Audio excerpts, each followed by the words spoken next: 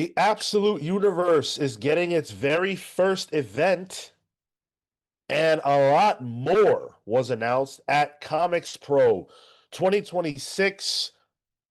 You may have just seen us. If you're watching us live, Tyler, who was with me, we just interviewed Stephanie Phillips, and that was awesome. Yeah. That was fantastic. And it was enough to get our engines revved up, to get us going, so that we can talk about all the massive announcements made this week at ComicsPRO, and it's not even over yet. But before we get to anything, before we can talk about a single piece of news, nothing, we have to address and acknowledge a super chat that was just let off in our chat from Atomic Hound, the best brother.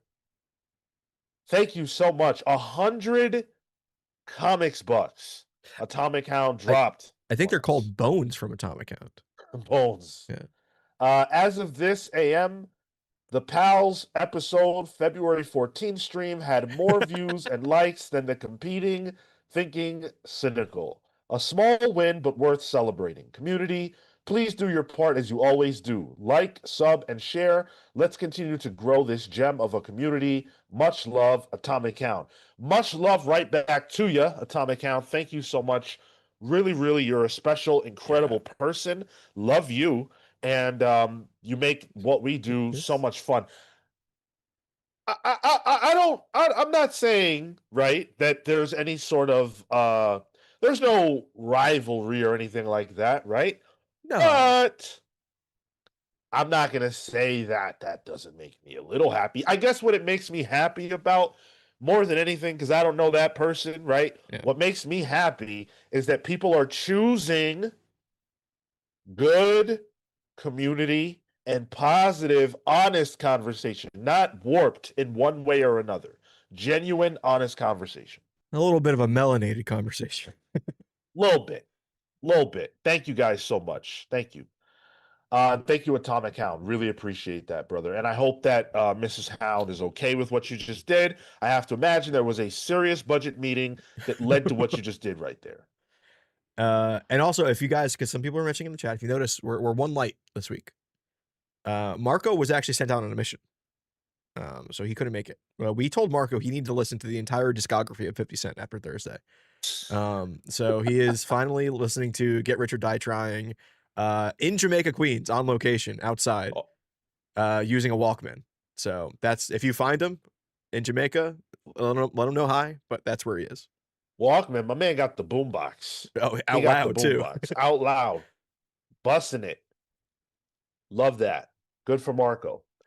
Yeah, there's so much to get into today. Like a ton of things were announced at ComicsPRO. This is an event for those of you who are unfamiliar. It's an industry event where essentially what's going on is the big publishers are trying to sell their next year's worth of ideas to retailers, and creators are there as well. Big wigs and muckety mucks all show up for this event. And so far, following the coverage has been really fun. I love to see, my friends there doing their thing. Prana DM has been all over the place at this event, pumping Comics the Magazine, which is going to be a massive release. So yeah, ComicsPRO has been incredible. I can't wait to get into everything. When can we go to ComicsPRO? I know. Omar's there. Yeah, I feel like we could do it. I don't think we ever thought about it. I think you have to be invited. I'm not 100% sure, but I think you have to be invited. I'll smooch some people for it. It's fine. Yeah, I know Omar's there. I know, Adam Freeman's there and his crew. David Harper's there. Yeah. Harper's there. Yeah. So the big fish in our space are all there. I don't know if we've risen to that level yet. I feel like we might still be guppies, but I will say there are only but so many channels that over 100 people show up live for, and we're one of them. So thank you. Yeah. So maybe not guppies, more like those goldfish with the big eyeballs. Oh, I want to be the goldfish with that giant ass forehead. You ever see those fuckers? Hell yeah. I love those guys. Yeah. I want to be the goldfish that, well, this is such a deep reference. No, go ahead. I want to be the goldfish that fucking Martin Lawrence was staring at in Bad Boys 2 when he was high on ecstasy, and he was like, Big fucking eyes, but a nice fucking fish. You guys remember that shit? Am I alone in that? That was, you know what? That was a deep reference. And can I be honest? This Yeah. is this is my Marco moment. I've never seen a Bad Boys. Ooh. Yeah, I know. Ooh, Bad man, month you to got to admit get that. on that. Yeah, You got to get on that. Yeah, terrible month to admit that. What are you doing? I don't know. Um, Hayden's hideout with a 5 spot. It's like I say on the weekday night chats. Comics pals, good for the soul, bad for the wallet. It's bad for Hound's wallet. Oh shit! Thank you, Hayden. I appreciate it. Man, I know we have to do a show. I feel like talking. I don't know, man. Well, Like I I don't mean, feel like the announcements on this week, this year's Comics Pro, people in the Discord have been literally in the voice chats talking about them. true. True. All right, all So, right. So so let like, so there's yeah, the community wants to hear it. you're right. Tyler is right. Ooh, clip All that. right. I've said that before. All right, let's talk about what's on the marquee. So DC was up first. They went first and they dropped all their bombshells on Thursday. And they had some pretty hefty ones to let out. And the first of the major announcements, which it really isn't a lot to say. We don't know anything about it. But we learned that this year we are getting the first Absolute Universe event. Hmm.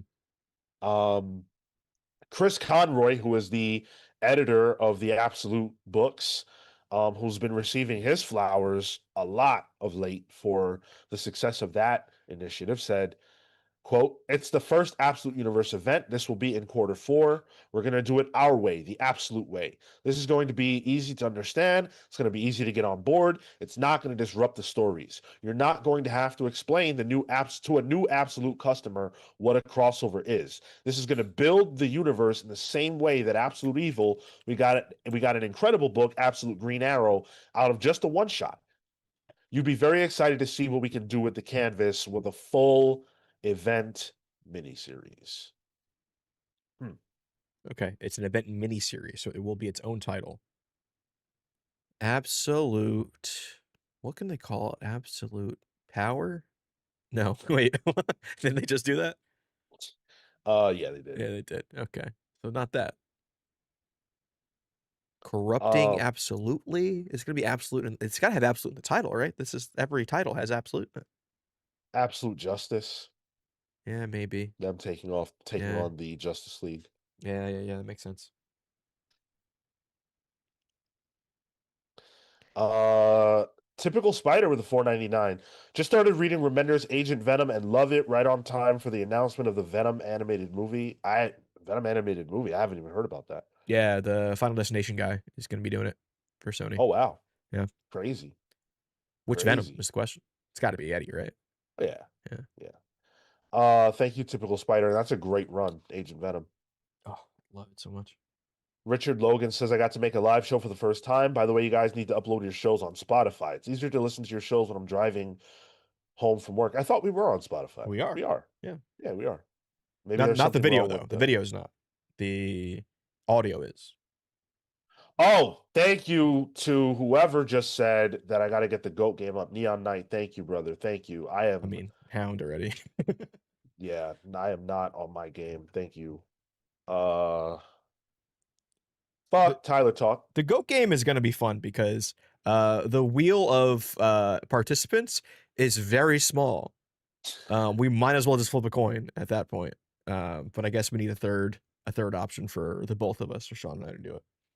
Oh gosh, yeah, you're right. I think it would be fun though to maybe add a third randomizer or a third coin flip to do best or worst of all time this week. Maybe we'll see which one we have to argue about.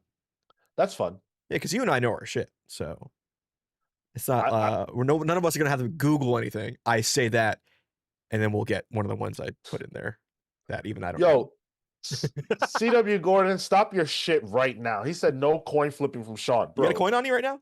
of course I do. All right, I'm all right. fucking amazing at flipping coins. All right. And all you people, I'm tired of this shit. And it's February too, bro. I'm tired of this shit. Stop trying to call me out. Because I flipped that coin well. You know I did. Give it a shot right now. All right.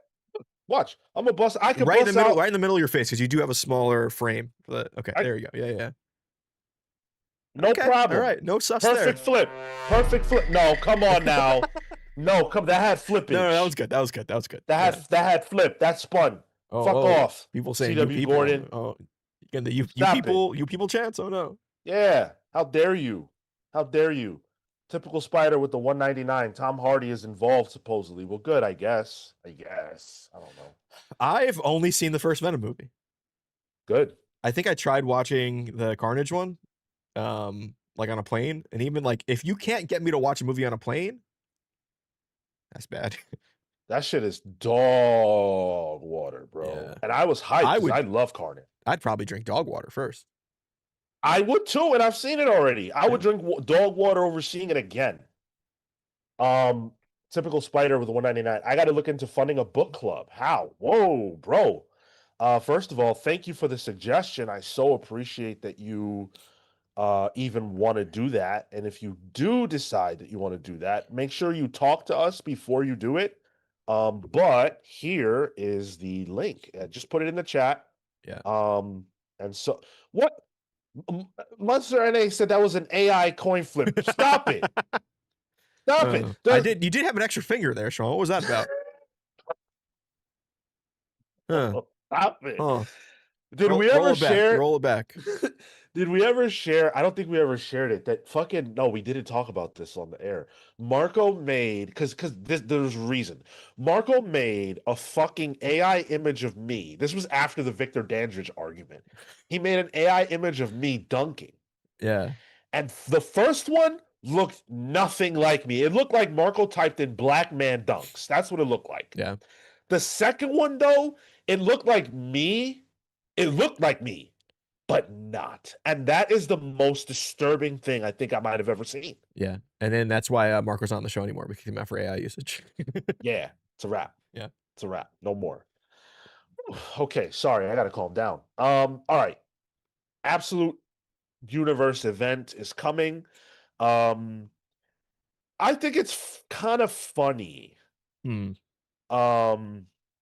That Chris Conroy, and again, this is like new ground for all publishers. So he's using very specific language. He's not trying to excite you about the content of the event. He didn't even address what it is at all. Yeah. All he talked about was ease of access. Because Chris Conroy is not talking to us. He's talking to retailers who have to sell this to new readers. They're so scared of alienating the new people that are picking up these books that this is how the editor of the line is trying to sell them. Smart. That you don't have to be scared about not having read everything, so this won't make sense to you. Yeah, that's a smart way of going about it too. Because we have read almost too many event comics, or we might be a little jaded about it. This could be someone's first event, you know, so that's that ease of access is important. Yeah. Although I will say, like, I agree that ease of access is important, but at the same time, like, I don't want the absolute universe to. I'm not going to prejudge it, but I want to make sure that it still feels like what an event needs to feel like. I don't want it to lose the qualities of what I like in events to be such flat ground that it doesn't utilize what comics do best, which are stories that build on themselves. Sure. Yeah. And then like you run into the risk of like, is it so accessible it becomes, you know, like baby's first event? Exactly. Yeah. Exactly. We'll see.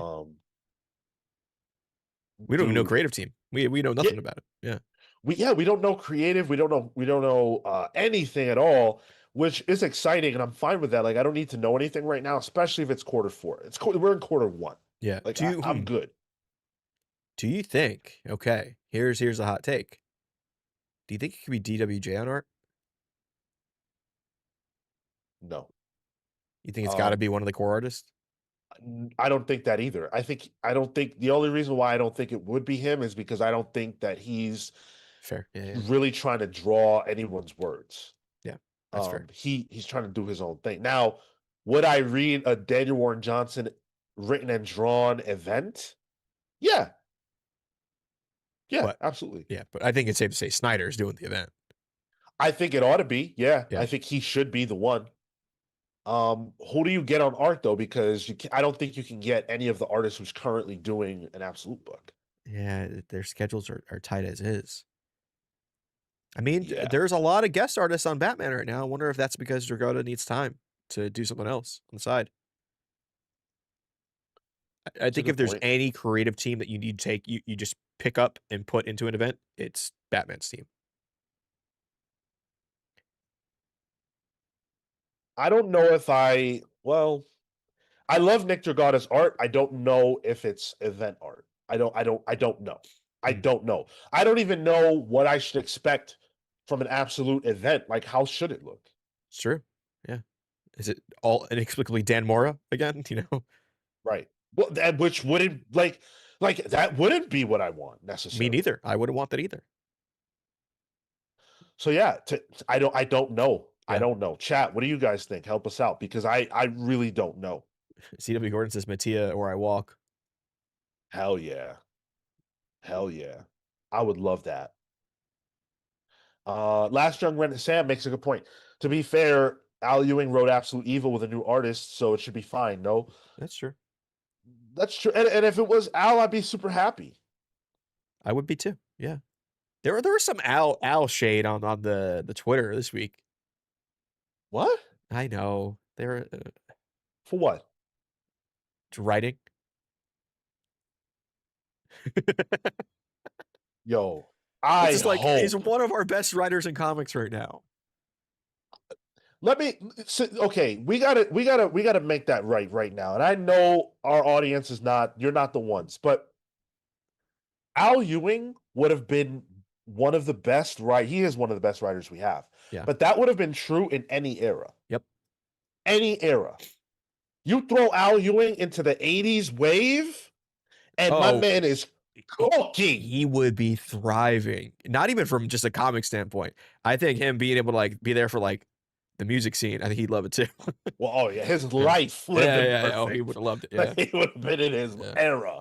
But from a writing stand, he would fit in anywhere. Yeah. Anywhere. So of course he would be perfect for this. Of course. Um Lectrix with the 100 SEK. Thank you so much, Electrix. I really appreciate you, dude.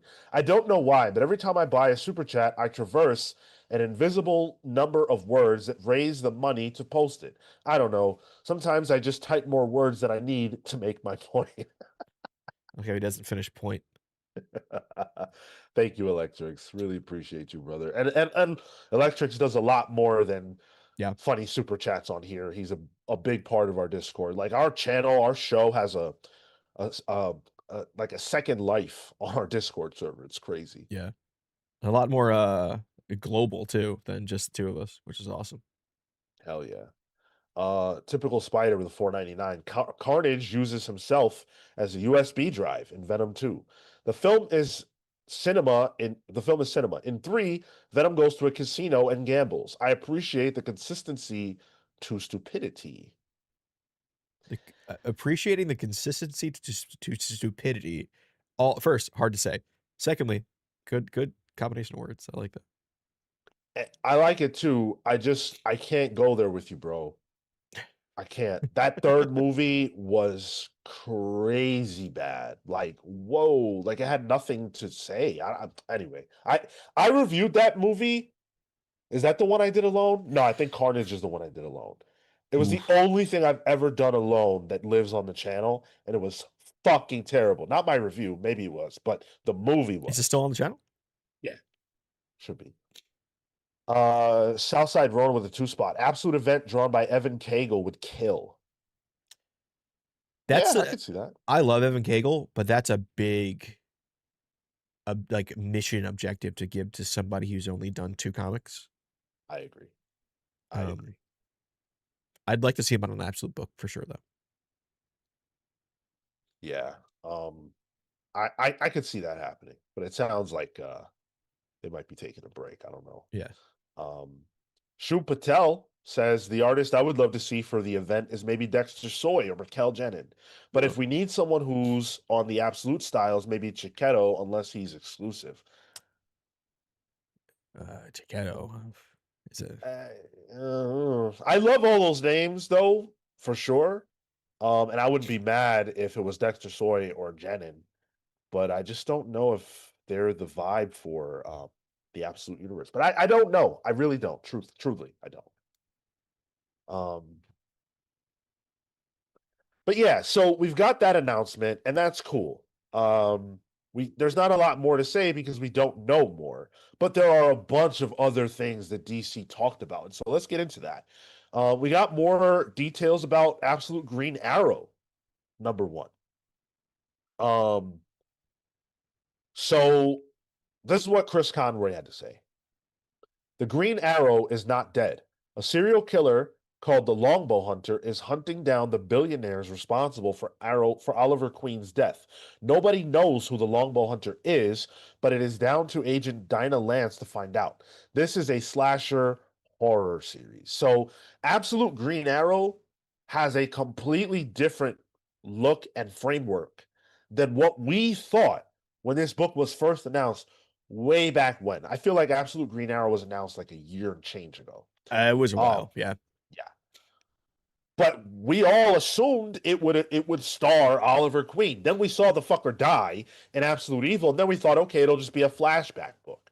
Or it'll be his buddy trying to get revenge. Nobody that I heard of called that this would be the debut of Dinah Lance Sure. and that she would be hunting down who killed Oliver. Well, I don't think she's hunting down who killed Oliver. She's hunting down this person who is impersonating and taking up the mantle of Oliver, but in a more deadly way. Right. Yeah. Yeah. Yep. Yeah, I mean, who can it be? He's still, so we do know this person is killing off corrupt billionaires. So still doing the Oliver Queen thing of fighting corruption and the whole Robin Hood aspect, even though it's a horror story. Which is great that it's a horror story because Pornsack does really good horror. So that's really cool to see. Could it be Connor, his son, as like as more like retribution? Could it be Roy? Maybe like his ward? Oh, sure. What if it's Dinah herself? And Sure. it's all like a Memento situation. I love that we've got Raphael Albuquerque on art here. Yes, same. Yeah, I this is think gonna be cool. the art looks phenomenal. That there's a particular cover. I think it's I forget who did it, fuck. But it's got Dinah Lance on Front Street and The Tula Lute it's one? yes. Yeah. Yes, that's the one. That's the one. Yeah, I'm gonna put it on the stream. I love Tula Lute's art, so seeing her do a cover for this was phenomenal. Yeah, dude. I was actually surprised to see that she had done a cover, but it looked amazing. Typical Spider with the 199. What if it's still Ollie, like a Ghost Rider Green Arrow? Oh, Interesting. Interesting yeah, idea. that could be. I mean, we don't even know if she has sonic powers in this, right? Like, there's no indication of that. We've heard nothing. Yeah.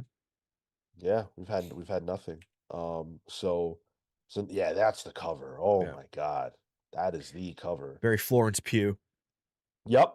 Absolutely. Dude, those of you who know Wonder Maddie, like she called me. It was like, To be like, did you see this? that's funny. I was like, yes. We're both thirsty for the muscle mommy. Both I'm of glad us. you found a camaraderie there. I am very glad for that. Yes, Maddie is one of my best friends. Absolute Catwoman.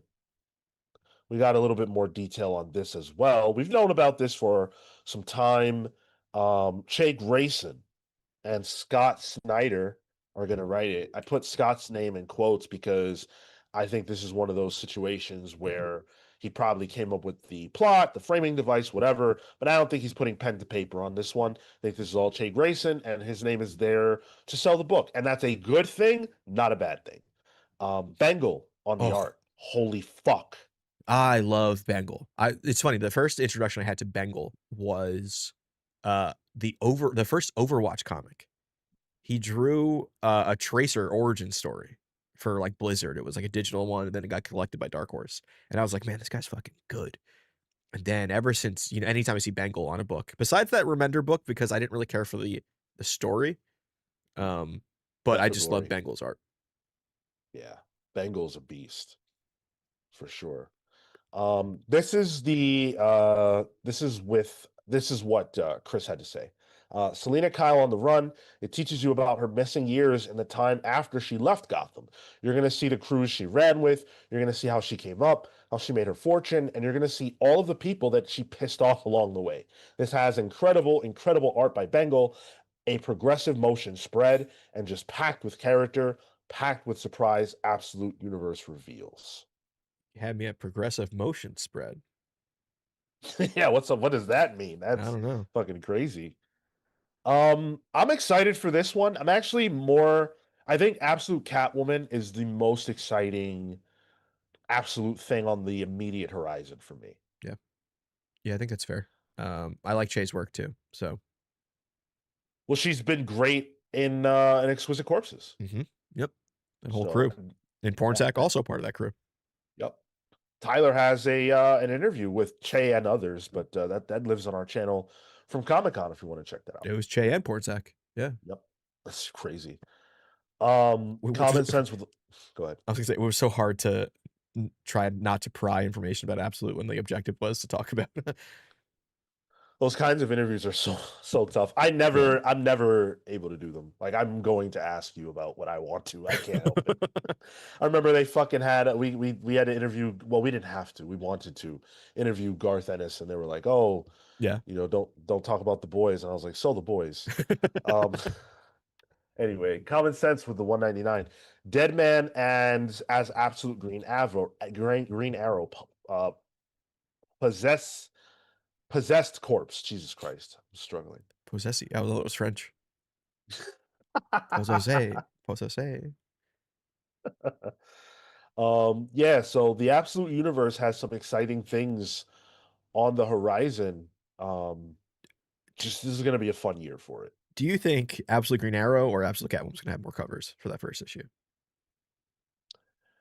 I would imagine Catwoman. We've already seen like 4 different Yeah, covers. that's true. There's that Clay Man one which like shows off the tech in her suit, which is Yep. nuts.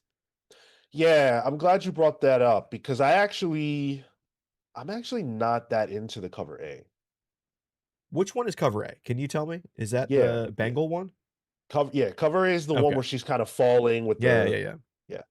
Bengal loves that color palette. Yes, and I do too. Yeah. I just don't think that that's a great like first look cover. It feels incomplete without the trade dressing. Like I feel like there's a lot of negative space there where the logo should be. Yep. So yeah. I also dislike covers that don't have defined backgrounds. Oh, okay. So yeah, that cover's not for me, but there are some really good ones otherwise. Electrics with a 50 SDK. I haven't counted. I could swear there should be a wheel spin around the corner by now. Well, I suck. Is it how you say it? What? He spelled wheel Osane? I just assumed that was some crazy fucking keyboard shit going on. Okay. Yeah. I don't know. But we've earned 1 wheel spin.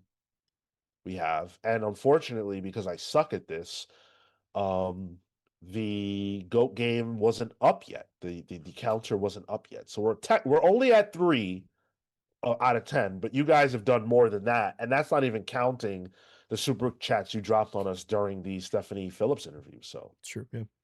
you guys have been great. Want to spin it now? Yeah, we owe 1, so Yeah, fuck let's it. just do it. Lie to Marco. No, I'm joking. It's Imagine. it's Revelation. Revelation. You got one? Revelation.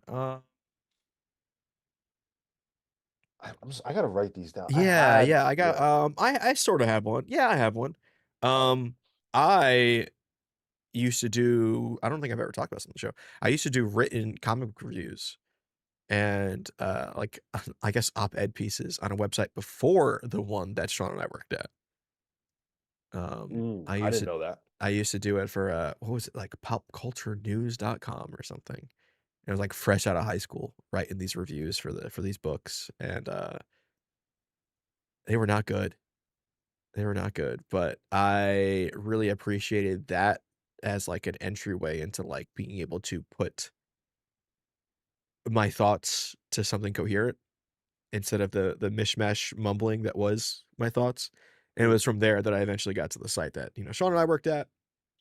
No, Hayden, this is not my Chipotle trauma. I have no Chipotle trauma. My relationship with Chipotle is, lustful.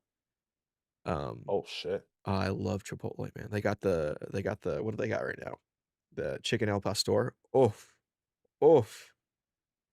Straight Damn, bro. straight bussin' when I'm eating that. I'm jealous. I can't even talk about what I lust over.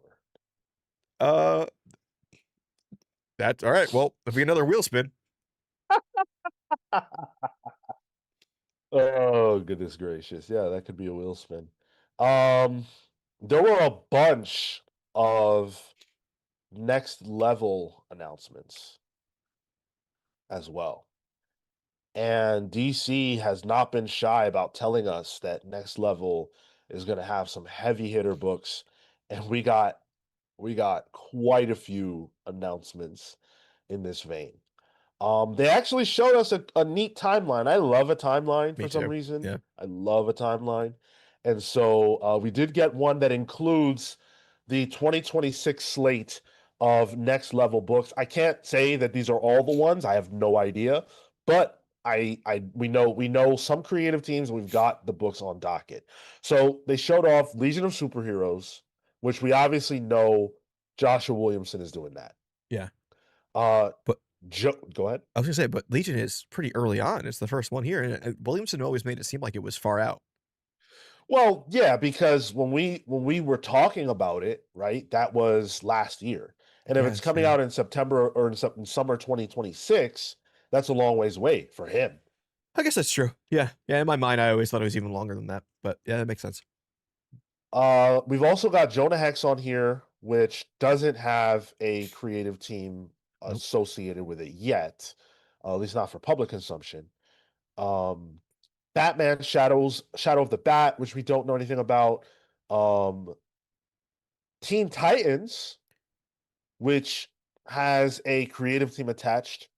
No set release though. This is Kyle Higgins Yeah, and Danielle DiNicolo. that one. It's got some of my favorite recent characters in it, with like Leanne Harper, the modern Leanne Harper, and freaking what's her name? Flatline. That was in Williamson's Robin run. She was like Damien's love Uh, interest. She's rad. She's a Lord Deathman's protege, like his Robin. okay. So yeah, this could be a lot of fun. Well, it's interesting because we've got a Titans book, You got the right? We've Titans, got yeah, we've got Titans. Now we're getting a new Teen Titans. I think this is great because it creates a separation between those two groups. So, like, I think the Titans to evolve as a team, they cannot be associated with the Teen Titans idea anymore. yeah. And having a new version of the Teen Titans is really smart. I also think putting Kyle Higgins on it is very smart. Oh yeah. A creator that has an established fan base already with the Radiant Black, Radiant verse or whatever. What's it called? I don't know, right? There's a name for Massive it. verse, Massive massive verse. verse. Yeah, yeah, yeah. And then having him do something like this with more younger characters, I think great move. Mm. Um, and then we also got the Demon, which we know is James Herron. That's on the slate. That's later in the year. It's funny that we know the creative for that book Yeah. as late as it is. But Doom Patrol was also on this list. Now, Doom Patrol doesn't have a creative team, but I think we know what it is. It's Dennis Camp, right? I'm pretty sure it's Dennis Camp and Javi Rodriguez. It's got to be. The way Yeah. that the logo is for this is much more classic-y kind of Yeah. Doom Patrol. That is the most Vertigo feeling team to want to tackle like a Vertigo-esque property.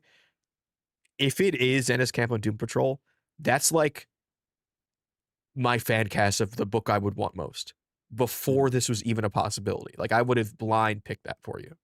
Yeah. So this has the potential to be maybe one of my favorite books of all time. Yeah, this could be insane. This could genuinely be insane. Yeah. I remember the well, of course we all remember it because it was awesome. The Dennis Culver, Yeah. It Cameron was Stewart, Chris Burnham. Chris Burnham, yes. That was awesome. That was so cool. And I feel like this creative team now, based on what they've done in Absolute Martian Manhunter, Yeah. holy shit, bro. And just the whole idea of like found family and like, you know, like there's a character, Danny the Street, who that's a little bit of a gender identity. Not a little bit, it's a lot of gender identity built into that character and who that is. And Doom Patrol, man, I'm so excited for the possibility of that. Yeah. Yeah, me too, man. Common Sense with the 4.99. Kyle can write teens. Remember his Darkhawk. I miss Connor Young every day. I wonder if Red Hood includes Ricer and Generation Outlaw. Common Sense, you managed to name characters I've never seen. And I appreciate that. But his Darkhawk was very good. I do like that Darkhawk. And then Sly Blue Demon said for $5, thank you. So excited for the demon. James Herron, yeah. Which hasn't been officially announced. That was just through like a walk and talk that Comics Tropes had with Snyder, right? Where it was kind of mentioned.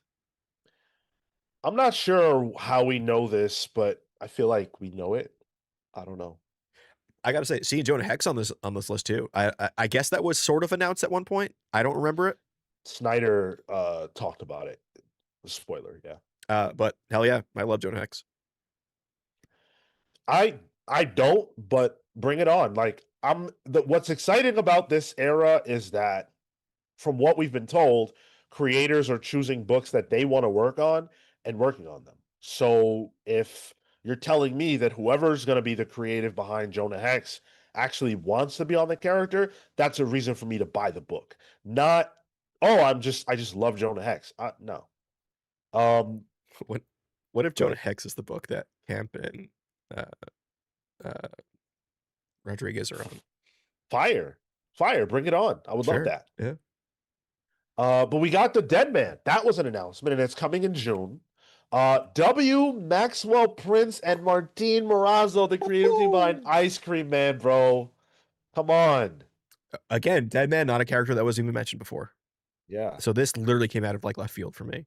And again, that's in other words, like creative and character make sense.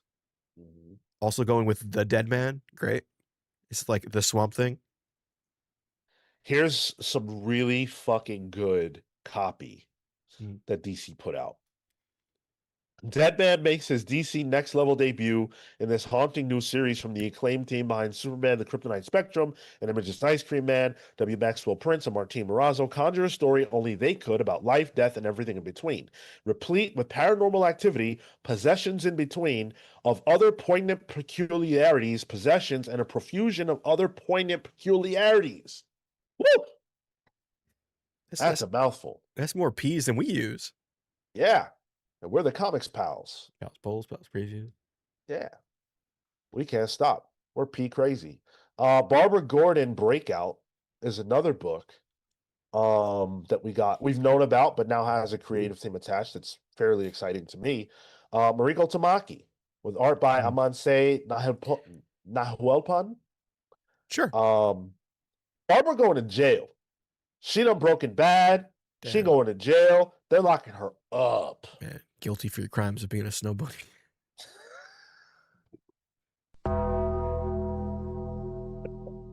Listen, bro. Sorry, I'm just baiting you at this point. I'd be in that snow I'd be in that snow if it was 8 inches deep.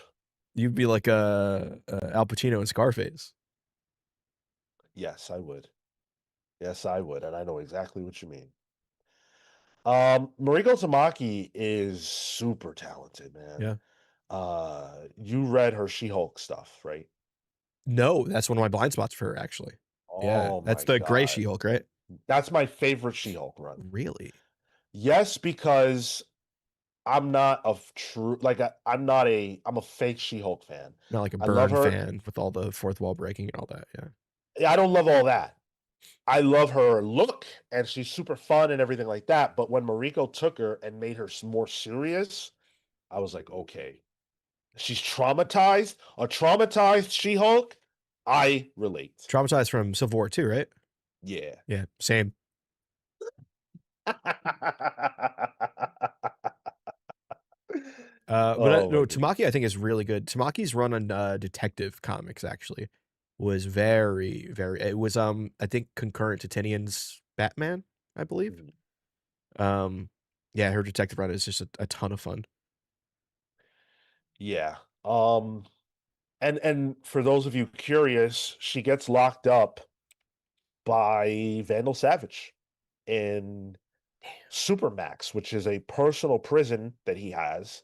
And as you know, whenever a comic book superhero gets locked up in prison, they are going to see people that they have locked up in prison. Yeah. So it's going to be a big fucking fight. Did they say any of the people that she's gonna run into? They did it. Hmm. They did not. Trying to think of any kind of favorites I'd like to see. I could imagine, based on what the movie was going to be, that Firefly will be in there. Oh, they don't segregate based on gender at Supermax? Probably not, because I don't think Vandal Savage gives a flying fuck. Yeah, maybe. I was thinking like Magpie or something like that. Sure, sure. All manner of people could be in there. They should throw Punchline in there. I would like to see Punchline Ooh. become Barbara Gordon's antagonist. Where's next level Punchline? Exactly. Come on now. Shu Patel says apparently the plot for this has been adapted from a rejected Green Arrow movie script. I have wanted to do a deep dive into Supermax deep dive. the Green Arrow Supermax film that never was forever. I love that story. I think it's so compelling and interesting. We're not getting into all that today, but my first thought when they announced this book Yep. as this was about that. This is literally what the Supermax movie was going to be about, right? Like Green Arrow in a Supermax prison Yep. and having to either side with some of his villains or yeah. 100%. It essentially Daredevil by Brubaker. Yeah. Yeah, Devil and Cell Block D. D's nuts. Well, I think they left that last part off, but Mm, um yeah, I am very pumped for this. I think this is gonna be cool. yeah. Yeah, same. Chat, how you feeling? How you feeling? Common Sense says, nah, Punchline is Duke's nemesis. Where's Duke? To be someone's nemesis, they have to fucking appear in comics. Where's Duke? Yeah, I think Punchline's been more comics than Duke lately. Of And that's course. not even saying much because she was only in like Gotham City Sirens yearly. Yeah. Great. That's better than Duke. Duke was in Duke. The only time I've seen Duke in the last year is when he was sporting the baldy in Night Fight. He was bald, yeah. They had my man looking like Luke Cage. He was wearing a yellow shirt, jacked and bald and black. You're Luke Cage. Damn, that dude's Bob. Yeah. Bald old bitch.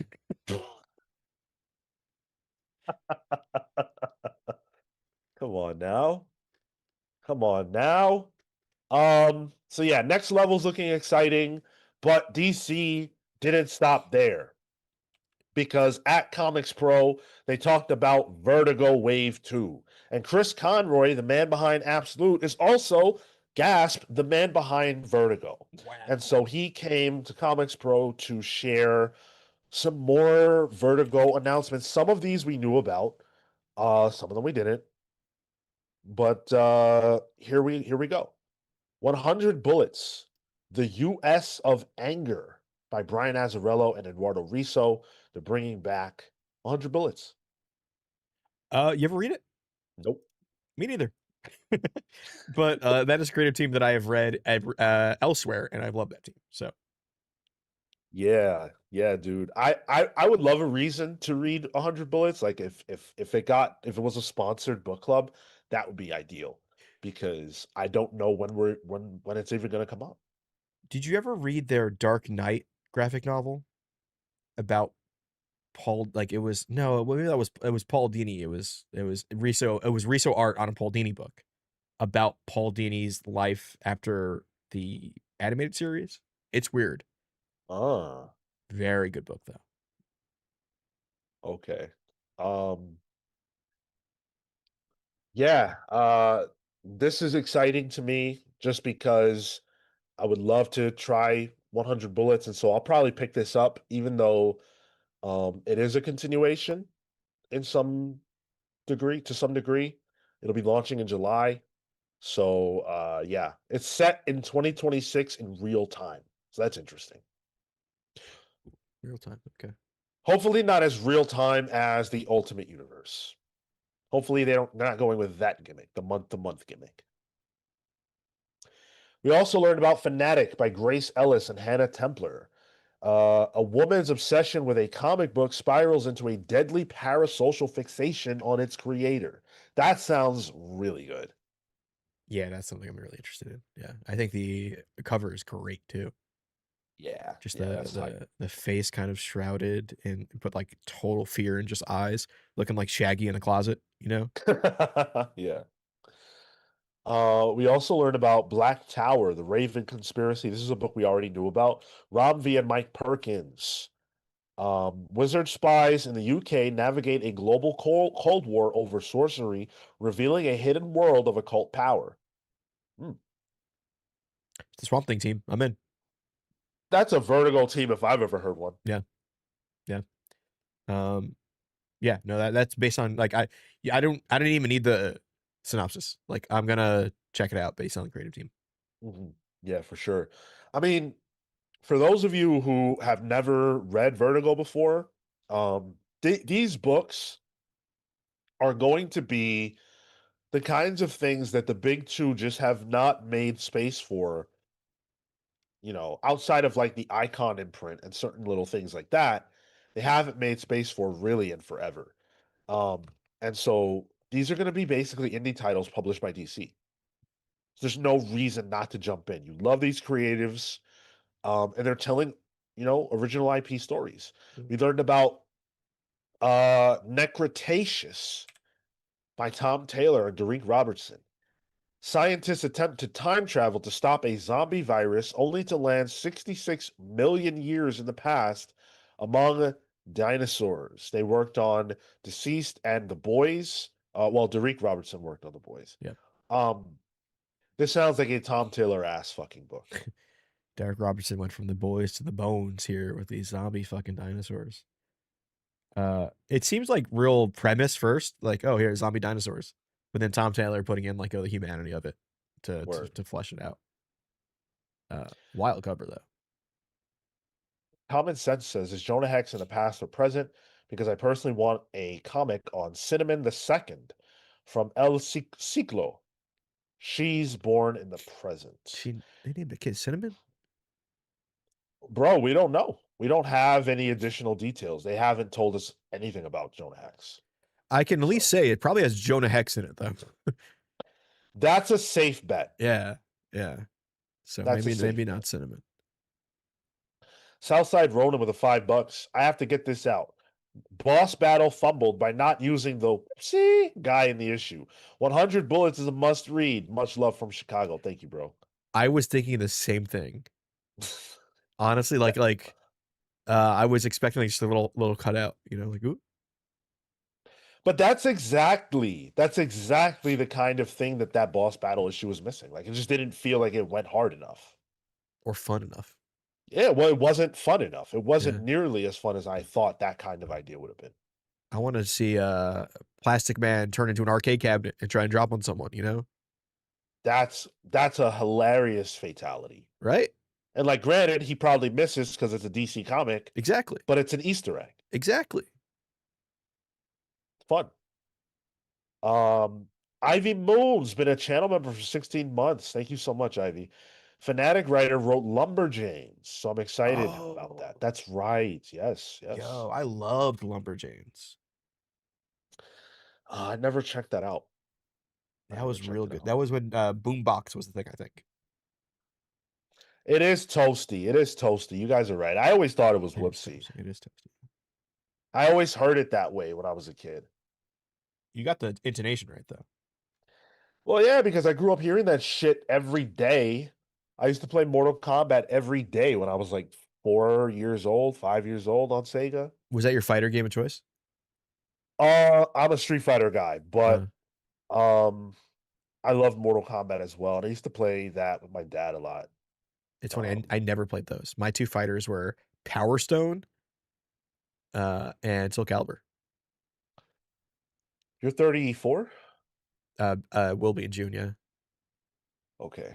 Because yes, I loved those, but they were like years later. Yeah. Like I Yeah. I started fighting games as soon as I could pick up a controller. Yeah. I was really into the Dreamcast. So. Yeah, that was a fire console. Oh, so good. Yeah. Patrick Zay says Smash Bros all day. I'm with you, man. Yeah. Yeah, I don't think of it as a fighter though. Does that make sense? Oof. That's like a party That fighter. if you told me that in 2008, we would have had an argument because I actually used to argue. I had a friend of mine who's a fighting game snob, which is annoying to me because I'm better than him. How do you get to be snobbish and there's people better than you? Well, I don't read But comics, and I think I know the characters better. but like he used to say that about Smash Brothers, and I'm like, that's so fucking disrespectful. It is a fighting game. It is a fighting game that people take extremely seriously, and it's very hard to be good at. Um, but yeah, rival schools, bro. That's how I know you play fighting games for real. If you shout out rival schools, oh, it's Harris, of It's Harris, course. yeah. Oh, of course, of course, of course, of course. Because I was playing these games with him. Yeah. Back then. There are 141 people here with us. Clap it up for yourselves. That's incredible. On a Saturday morning, talking about good comics. Thank you so much. Subscribe, like if you haven't. I fuck with all of you right now. You guys are amazing. The Crying Doll by Mariko Tamaki and Rosemary Valero O'Connell. A Jekyll and Hyde thriller about just how far a young woman would go to protect her best friend, who may or may not be a killer. That's exciting. I like I the like art. that. The cover is pretty cool. Yeah. Even though I don't fuck with dolls. I know. You've got a thing for dolls and clowns, right? Well, I have a thing for clowns now. I don't like dolls though. Oh, wait, so you're into clowns now? I have found if you find the hot version of a thing you're scared of, it's no longer Yeah. scary, and now it's hot. I feel you, because like it is creepy. Dude, I can't even tell you about this, but I feel you on the clown thing now. Yo, there's a place in Queens. They have clown. Let's call them parties, Sean. Yeah, what happens there? Things. Yeah? Have you been? No. It's like 4 clowns, I think. Oh, you have to be dude, I met a clown. Changed my life. Yeah. Changed my whole I think we gotta praise Paul Dini for this one. I think he was Harley on the Quinn. yeah. The Harley Quinn introduction was like it was the first pebble to what now is known as Clussy. Oh! So yeah, honk honk. Oh my God. Wow. Common Sense with a 4.99. Cinnamon El Ciclo 2003 should be reprint in DC Compact, reminding DC they published comic that is not superhero genres. I also discovered Eye Candy. Eye candy. I thought it said iCarly, and I was like, hell yeah, I used to watch iCarly. Oh no, yeah, Oh, no, man. Munster. It is Bruce Timm. That's what I meant to say. Bruce Timm, not well. I guess Paul Dini and Bruce Timm. Yeah, but mostly Bruce Timm. Yeah. CW Gordon says Sean knows about hot dolls. What are you referring to? What are you referring to? What have I done to lead you to believe that I know about that? Anyway, the last book that we know about for now from Vertigo Wave 2 is by Simon Spurrier and Aaron Campbell. 8 strangers wake up chained to a boat in the woods. No memory, no escape, no explanation. What I'm calling kind of our literary thrillers is what Chris Conroy said. And both of those books will be out in winter 2026. So that's a full slate Yeah. of Vertigo titles, and frankly, the majority of them are really exciting to me. I mean, that's Iceberg and Aaron Campbell one. That's the Hellblazer team. Yeah. So, and that Hellblazer run by them is one of my favorites in recent memory. I didn't read it, but I know it was very popular. So, yeah. Oh, got it. Thank you, Sam. I appreciate your reminder.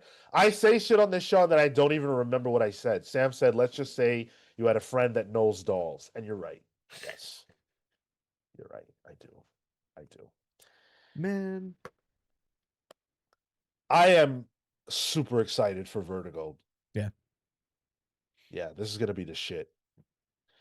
Um, Mainline DC had one major Batman announcement, which is Bad Seeds, a crossover event that's going to feature Batman and Poison Ivy, Vandal Savage. Poison Ivy is the new mayor. She's the new mayor. We know Vandal Savage has been the police commissioner, so two villains are in chief positions of power in Gotham, and that's a big problem. We know that Barbara Gordon is going to jail. They're locking her up, and then of course, Pamela's going to flex her muscle. So here's what Matt Keller, who was the director of specialty sales, said at ComicsPRO. It's crazy how at ComicsPRO you hear from people that literally you've never heard of in your entire life as it relates to Yeah. comics. They just But making new people for this thing. I know, right? I was like, they trot these fuckers out.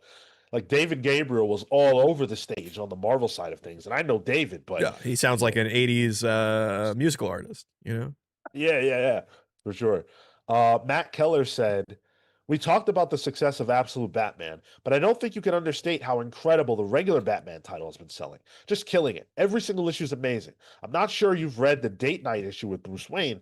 That issue is unbelievably fun. It's just great. And when you talk about the last page cliffhanger, I read that book. I was like, oh my God, where's the next one? I can't wait to read it." So we are going to have a Gotham event called Bad Seeds. It's a Gotham event, and it's basically Pamela Isley is now the new mayor of Gotham, of a city devouring bloom, and Vandal Savage declares war as the Bat family to survive and save Gotham across one long dark night. We've had a history of amazing bad events, and this is going to follow right in line with all of them. Blah blah blah blah blah. Cool. I'm down for it. You're not reading Poison Ivy, right? No. Because the seeds of this happening it have already started in the book. Okay. She can I give a little spoiler out for like 2 issues ago? Please.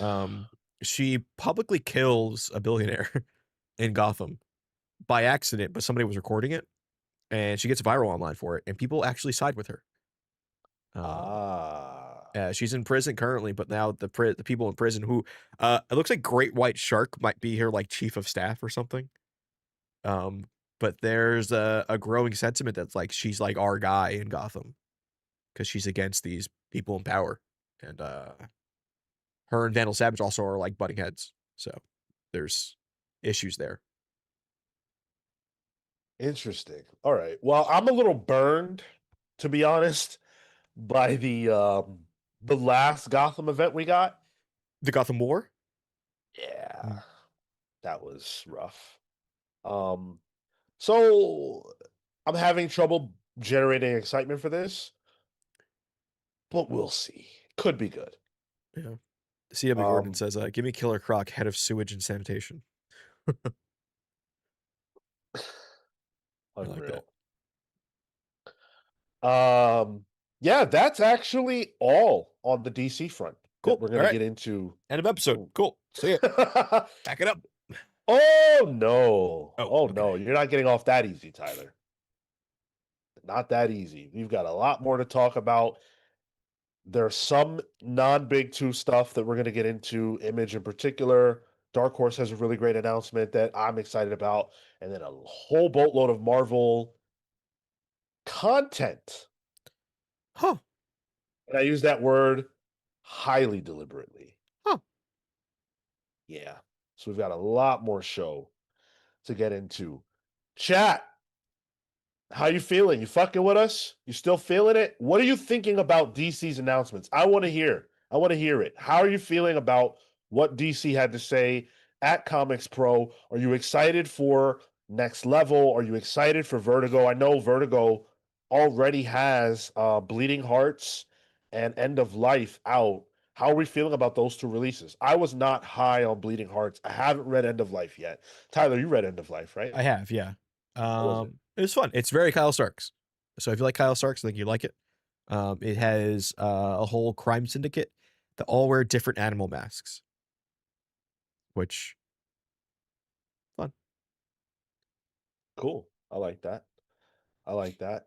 Chat seems to be having a good time. I love to see it. Keep it up. Keep it up. Hopefully you're fucking with us by the end of the day. Uh, Mr. NYC here says, "Well, where's Milestone?" My answer is it was leaked on DC Infinite. Oh yeah, that's right. DC Infinite had put out the Dakota incident book early. I didn't get the chance to read it, did you? No, no. Okay. Do you think that was sabotage? No. No, I don't. I think that we've seen other mistakes happen. Like, not, I can't think of a mistake that was necessarily this egregious, but we have No. seen problems with digital coming out a little too early or not coming out at all. But this was, I think, Or maybe, free. I think it was well, like if you were paying for the subscription, you got it. Not yeah, like, but like that book a wouldn't be free next week. no. I think there was a fuck up. You think someone at DC deliberately leaked it? I think there has been some people. I've seen some videos and some discussions on it where the whole idea of Milestone is that DC wants these characters, but they can't really get the rights to them, and that's why there's always constantly some books out, because the creators own the characters. And if DC can put out a book and then it maybe doesn't do too well because now everyone's read it, so people don't need to buy it, then it won't sell as well, which then lowers the value that Milestone creators have on selling the characters or licensing them. So DC can lowball them. Well, my tinfoil hat is out of arm's reach, so I won't be able to get it and put it Got it. on. Okay. But I don't know, man. Not the That's Kanye. DC Comics don't care about black people. Is that what we're saying here? That's my Mike Myers impression.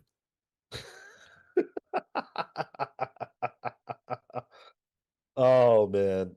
Flaming Jelly Bean says, didn't the Fight Month titles go on Infinite super quickly? I believe they did. Yeah, yeah. Some of them did. Yeah. Atomic Count says they are doing some ultra tier releases day and date. I think this is a screw up. Yeah, exactly. Yeah. I think that's what we've got going on.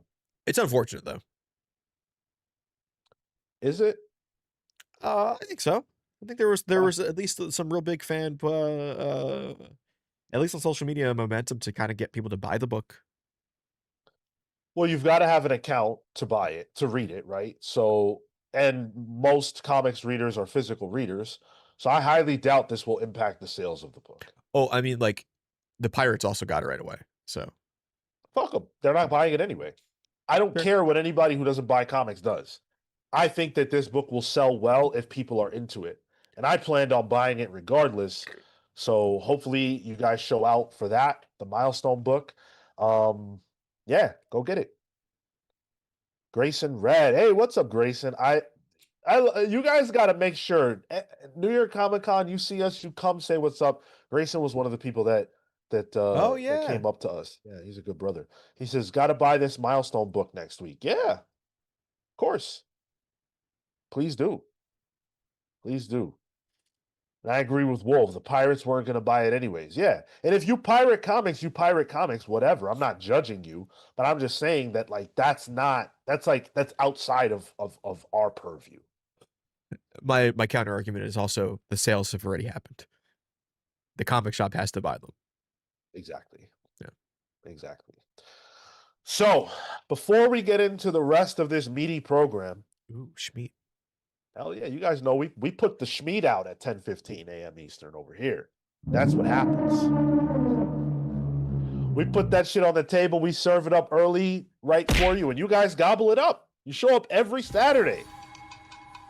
It's amazing. It's remarkable. And so I want to take this opportunity, this moment, to put you guys in the spotlight. Shout out very especially our pals versus legends. The Hound of Justice, Atomic Hound, Chief among ye, leads the charge and dropped $100 on us today. Beautiful. Love you, sir. Starcross, Catherine Stars, the Spear of Judgment, Jay's Jumble, Jalen Jackson, the Sanguine Sorcerer, Safe Haven, Hayden's Hideout. I'm going to talk about more in just a moment. Jesse and the Juggernaut, Kyle, the Zenith.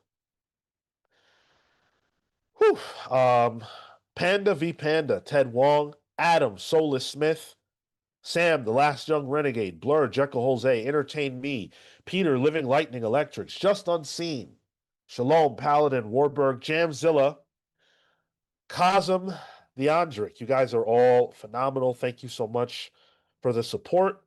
And I want to give a special shout out to Pals vs. members Brian Demolisher Pozo, Kefis the Incorruptible, Momentum Mike Elliott, Dan the Truth Trudeau, Marley Manastorm, Slow Flow Dameron, Christian Uncaged, The Spear of Justice, Izzy's Issues, Robert Runback Cashaback, Pete the Dreamweaver Collins, James, Just Jamming Jones, Paul Powerhouse Smith, Neon Knight the Cosmic Avenger, BJ Kicks of Comics Are Dope, The Grand Alchemist, Chop Harder Alchemist, John Barrier B, and many more names. If you did not hear yours yet and you're supposed to, stay tuned because you will a little bit later. Thank you all so much for all your love and support. Today has been crazy already, and we are not even close to being done. Tyler, say some words so I can drink because your boy is thirsty. Super Chub says, Tyler, I just want to say that I hate you bringing back the sound effects. Too bad.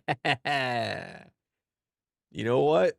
Oh my God, bro. Oh, hell That's what I say to your comments, Super Chub. Get your ass on, boy. I have wanted a soundboard on this program forever. Tyler is my Fred. If you get that, I love you. Okay. I have a potentially, I'm waiting for it to deliver, but I'm only working on like a small soundboard. Like I only have a couple things I can fit on here. But I will be having a much bigger one soon. Oh yeah? Oh yeah, I got TikTok shopped for like a long monitor that's touchscreen. So hopefully I can fit a ton of stuff up there. Let's just say I hope Sean mentions 5G sometime soon. Yo, I was watching the 5G files the other day. I was watching Alex Jones the other day. I wasn't, but I was talking about Alex Jones with someone, and it made me want to watch the fucking turning the frogs gay. Put a chlorine flora in the water, turn the frogs gay. Yeah. Whoa, you got there. Oh, I can do it, Alex Jones. Yeah. That is one of my favorite Alex Jones bits. Are you seeing the one lately that's been like edited where he's like liberal, patriot? You know? No, I haven't. So I don't want to speak well on him. I think he's a horrible human being. Everything he does is a detriment to society and the minds of both old and young across the United States and the globe. But his comedic timing is there. Yeah. He definitely sucks ass. That Sandy Hook shit was crazy, Yeah. but he is kind of funny just by being so nuts. Yeah. Pat Zay, the boy, has been a channel member for 6 months. Bro, there's no way you've only been with us for 6 months. What? No way. I reject that. He says 6 months, and remember, this is in all caps. So let me. Yeah. You had your water. 6 months outside with the pals. Woo! Smash Bros. Sesh Wednesday with Marco and Discord. Come through. Pals Discord, baby, booming. Pat Zay, thank you, brother. Congratulations to you, bro. Congratulations on that thing. And Yeah, man. Thank you for all your support and love. Really appreciate you, dude. You guys got to figure out how to stream that Smash Bros thing. I know it's a Switch, so ugh. But Marco has the technology. I know he does because I want to watch. I want to watch too. I'm thinking about if I'm going to participate or not. Smash Brothers is my fighting game. But I don't know if I'm going to participate. I We'll might just see. pull up the cuck chair and just watch. I'm not going to participate. I want my run back with Marco. We had Yeah. we chilled in person. God, that was like 2 years ago. He met me at a card shop and they have setups and we were playing Smash and he got me. I'd never pretty lost good. to Marco. Yeah, he's pretty good now. Never ever lost to him. So it was cool. Um, but yeah, I wanted to talk about Hayden for a moment. If you guys will indulge us for a quick minute, I want to talk about Hayden's Hideout, an incredible member of our community who puts so much effort into us and does not have to at all. And on his end, he's working on a comic, and I just want to spotlight that for a quick minute and show some love to Hayden for Pharaoh's Keeper, which is a book that he has been working on diligently. I feel like he's been talking about it ever since he became a member of our community, and it's going to be available for purchase soon. So I want to share a link to it because Hayden deserves that. And if we can put any of our muscle, you guys know, nothing makes me happier. You guys support us crazy. I love when you support our friends and family. So if you guys put some muscle behind Hayden, nothing would make us happier. Hayden is as a part of the Pals community as I am. So if you would support me, if I had a book coming out, if you would put your muscle behind me, put it behind Hayden, please. Yep. Let's make this brother see how beautiful the comic book community can be. Let's do that for him. I'm buying it day one. Day one. So let's do it. All right. Book club. Book club is this Tuesday. Fuck. I forgot. Yeah, it's this Tuesday. Yeah. At least This it's good shit. Tuesday. It's good shit. So It's good shit. Yeah. For because we wanted to celebrate a minority creator. yes. Because it's February. And if the big two aren't going to do it right, we're going to do it. So we said, okay, what creator needs a spotlight? What creator deserves to have themselves highlighted for a whole month in February of all months? And of course, we had to choose Alan Moore. And so we're going to be reading and discussing and analyzing little-known Alan Moore classic, Saga of the Swamp Thing, Volume 1 and 2. And of course, not here to discuss that announcement is Marco.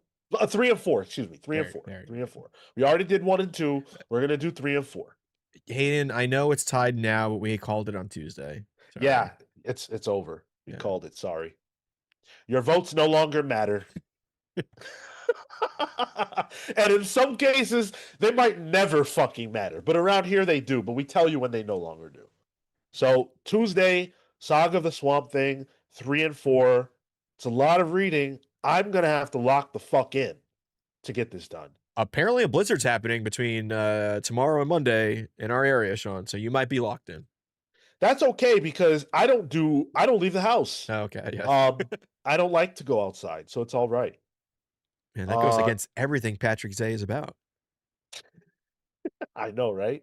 Well, I go outside with him, but it's inside outside. Got it. Andy Sayuri, who I've never seen comment here before. Thank you for commenting. Love when you guys break lurk for us. Says, are you guys excited for Dork? Well, I'm not excited for it because I've already got it.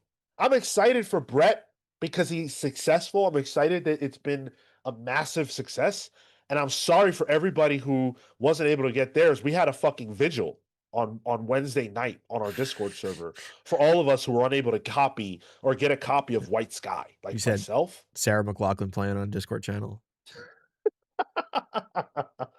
But yeah, no, it's cool for him, but I've got my copy, so that's in the rear view for me. Yeah, I can't really be excited for Dork when I just look in the mirror every morning and I see it. So are you just realizing it's a play on the word dork? Am I? Oh yeah. Hell no. I just think it's funny that you said that. That was a good line. Oh man. It's time for a little thing we'd like to do around here called Jim Lee Watch. We're watching Jim Lee. We're watching Jim. We're following Jim Lee everywhere he goes because we want to know when the brother is going to put pencil to paper. There you go. I can speak today. Yep. My P's. Pencil to paper and finish drawing Batman. Finish drawing Hush 2. Well, that's not happening anytime soon because now Batman 163 by Jim Lee and Jeff Loeb is yet again delayed to the end of May of 2026. By that point, the book will be 9 months late. By that point, we will have had 9 issues of the next volume of Batman from Matt Fraction and Jorge Jimenez, of course. And we will be focusing on an entirely different thing in DC Comics. I think the trade will be out for Fraction's first volume too. Very possibly. That's very nuts. possibly. And this won't be the last delay. I'm sorry. This is going to keep happening every month. I think so. After how many delays do they just stop mentioning it? I don't know if they can. I don't think they can. Sheesh. All right. Yeah, I honestly I'm not mad. I'm just disappointed. Ooh, the worst thing you could say. Yeah. Yeah. Let Last Young Renegade here says DC Connect, which is like their previews, announced Batman 163 as coming soon. It's like those old Blizzard TBDs, like the Blizzard soon when their games would come out. Like, oh, the game's coming out soon. Yeah, it would soon take TM. soon TM. Yeah. Just be what, 5 years? That's what they should do. That's what they should put on it. Soon TM, because that shit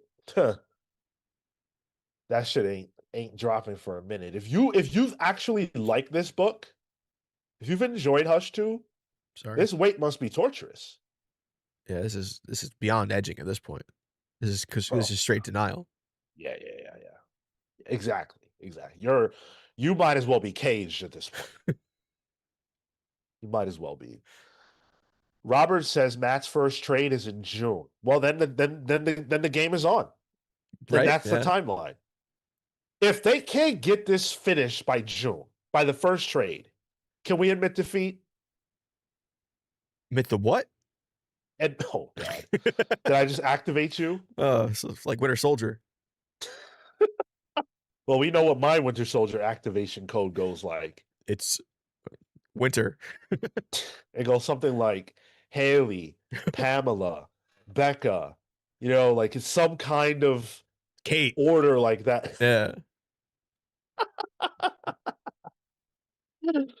Oh my god, dude, it's crazy. Screenshot is in Discord is coming soon. Sam, what are you screenshotting? The DC Connect page, probably. Oh, okay. Yeah. That's funny. Yeah. All right, so that's it for Jim Lee Watch. Hopefully he can get settled down from all of his incredible travel to finish the book. And by the way, this is all a joke. It's very possible that Jeff Loeb is the problem. We don't know. But Jim Lee's higher on the ladder there, so we're punching up. Exactly. Yeah. Exactly. He can take it. Lil Hootie. What's up, Lil Hootie? That's such a cute name. We're the Blowfish. DC trying to make the end of Chip's Batman weekly because they wanted to get Hush 2 quicker, only for the book to be delayed this much is crazy. It can't just be that Jim isn't drawing. I completely agree. Like all bullshit aside, we are joking. It's a complete joke. There has to be something more to this, and we're not gonna ever know what it is. No, he's that high up on the ladder that we will never know the real reasons for this. Nobody's gonna bitch publicly about this. And the thing is, like, the other thing is, like, Loeb is also writing a lot of stuff right now. Like, he's putting out books. He has a X-Men Apocalypse book that is actively being put out at Marvel. So I can't even say it's even Loeb's fault either, because we see him doing consistent work in other realms. Yeah, just don't know where to lay blame, and that's fine. But Yeah. it's just funny. But you're right, Hootie. That's such a good point. That like they fucked up Chip's run Yep. in order to fast track this, and then here we are. And Chip's response was, "Fuck you, I'm making Marvel better." Yep, he said I'm gonna make mine Marvel, Yeah. and quite frankly, his Marvel output is twice as good. Yeah. So I love Chip at Marvel. It works so much better there. yeah. Mr. Negative said Loeb already wrote Hush 3. Damn.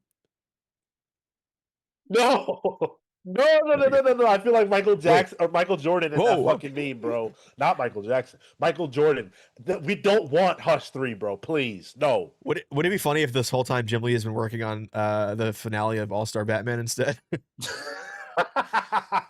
That'd be a great swerve. Like, hey, the reason why I couldn't come out with Hush 2, I finished this one instead. Stop it, bro. Stop it. Gavin Guidry said he'll take the blame. Okay, Gavin, if you want it, Mr. DC, you're the official DC representative on this channel, Gavin, since you work there. So yeah, you should take the blame. All right, Mr. Distinguished Competition. Oh shit, bro. I want Armageddon to get over with already. Why, common sense? Aren't you hyped to enjoy the ride? No? We'll talk about it a little more later. Yeah, we will. Because we've got to get into the whole Marvel side of ComicsPRO. But let's stick with let's go back to the indie side of things. Let's talk indie because there were some announcements in that space that were fun. But Robert Kirkman led the charge this year, giving the ComicsPRO keynote speech. The ComicsPRO keynote speech is one of my favorite things that happens every year in comics because it's a notable person from this space giving a speech that's typically addressing concerns that retailers have, that the comics industry has, and sort of casting a vision for the future. And I thought Robert Kirkman's speech here was excellent. It was very insightful, and it put some thoughts in my brain that I really wanted to dissect with you, Tyler. I'm not going to read from the whole speech. It's way too long. Sure. I'm just going to kind of give you the broad strokes. He talked about how he has a distaste for Batman. He first read Batman in a Batman Predator crossover, and for his purposes, Batman without Predator, quote, is just sort of lame. So, okay, there you go. He gave his history of reading comics. He talked about how he started with Marvel, and then all his favorite artists left Marvel for Image, and they went and did that thing, so he followed them over to Image. And he talked about how writing for Marvel was never really his life goal. He's grateful that he got to do it, but he says, quote, "For the last 20 years, I've lived the most rewarding creative years beyond anything I could have imagined." So there you go. Now, one of the biggest points that he had to make was about the industry's over-reliance on IP. And he talked about how since post-pandemic, IP comics have been doing gangbusters. Of course, we know about all of the TMNT success and Godzilla and everything else, but G.I. Joe and Transformers at Energon are arguably the most successful non-Big Two thing happening within comics. Yep. And it's IP. And Kirkman is at front and center of that. So I kind of had a problem with the tenor of his message. Oh, okay. Because he talks about the problem being our reliance on IP. He talks about how if the industry never gave non-IP a chance, Image or Invincible never would have blown up. Walking Dead never would have blown up. But he says that now those are IP, and they've become these massive properties unto themselves. And so we can have those future successes, but we've got to give these books a chance now, today. My problem with that is that it feels like the call is coming from inside the house. You are saying what you think the industry needs to do as the publisher of an arm of Skybound that almost exclusively publishes IP or your books.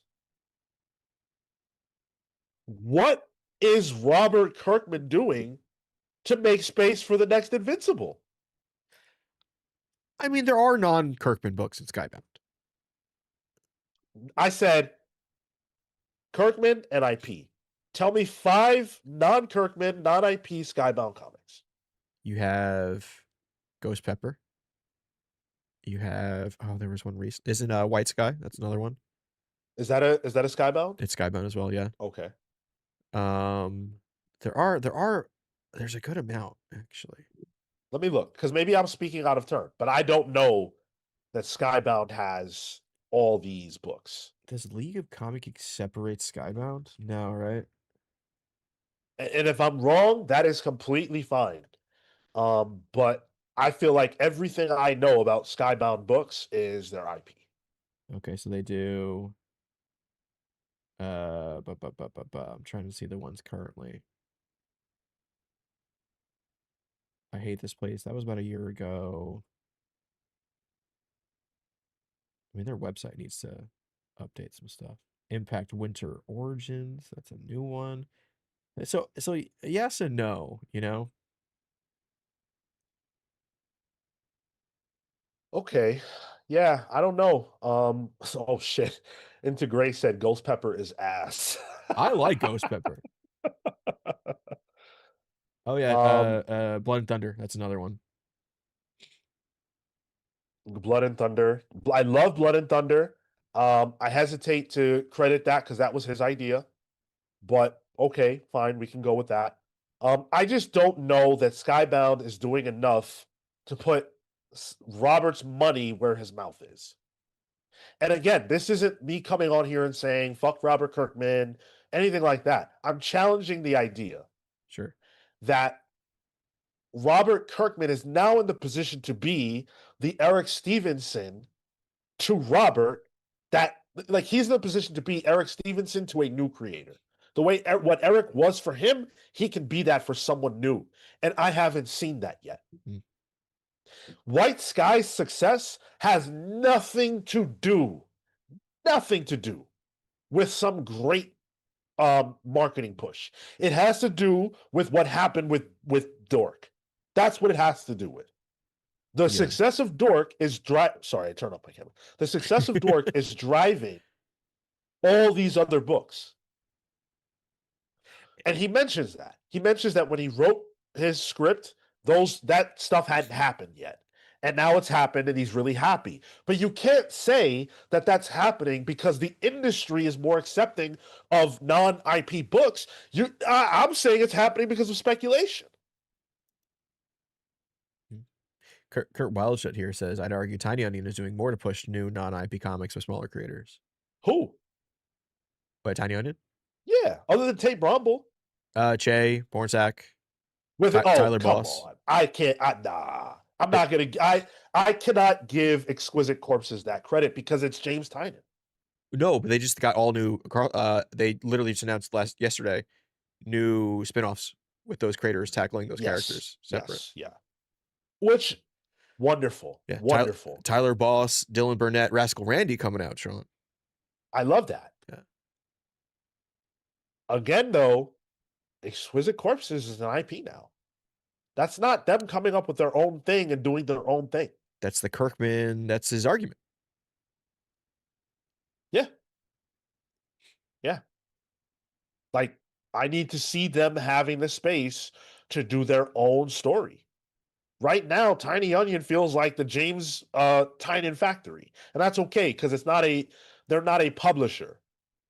They don't have that same level of responsibility. That's more like a giant generator, like an imprint type of thing. Sure. Common Sense is, what about Void Rivals? That's a book written by Robert Kirkman, bro. And it's I don't even think he owns that anymore. I'm pretty sure that's within the Hasbro. I think it IP. is integrated into Hasbro. Yeah. Yeah. And I'll give you that, Kurt. It's not, he says it's not enough, arguably, but these are the beginnings of moves in a more indie-friendly direction. I don't disagree. I need to see more. And we know for a fact that indie comics have been struggling. We know they've been struggling. These are not my thoughts. This is not my opinion. Listen to indie creators talk about the success of their work. The absolute Batman success story isn't necessarily spreading across the industry, and we have to do something about that. So when Robert Kirkman says these things, I'm saying, look in the mirror and show me that you're committed to helping change this. Because also in the same speech, he then announces 2 new books. Well, at least one an IP book through Energon, and one his book. Right. Exactly. Yeah. Exactly. You know what? I think Kirkman's he's breathing in a lot of rarefied air. Harry Potter Obama tells us to check out Free Planet. It was okay. I tried it. That wasn't It my wasn't for me. jam. Thanks, Harry Potter Obama. One of my favorite names to I saw earlier during Stephanie Phillips' interview, one of my other favorite usernames, Hard Nips Gizzardo, showed up. So I'm like, oh, you better not super chat. Oh shit. Common sense with the 4.99. Ghost Pepper is ending on number 12. Why? Damn. It got third printing. Why an ongoing on later ends on number 12? I've seen this before when Melissa Flores is dead lucky. It also could be that's their story. It could be that's their story, that's true, but even it getting a third printing does not mean that the issues, like, I'm assuming you were saying issue 1 got a third printing. Yeah. But what about 2, 3, 4, 5, 6, etc., etc., etc.? And Lil Lullaby is also now the new artist on Transformers. So that is going to take a lot of time. Yeah. Flo Dameron with a 4.99. That got us over our goal for the GOAT game, by the way. Thank you so much, Flo. Thanks, Flo. Good to see you at the LCS this week.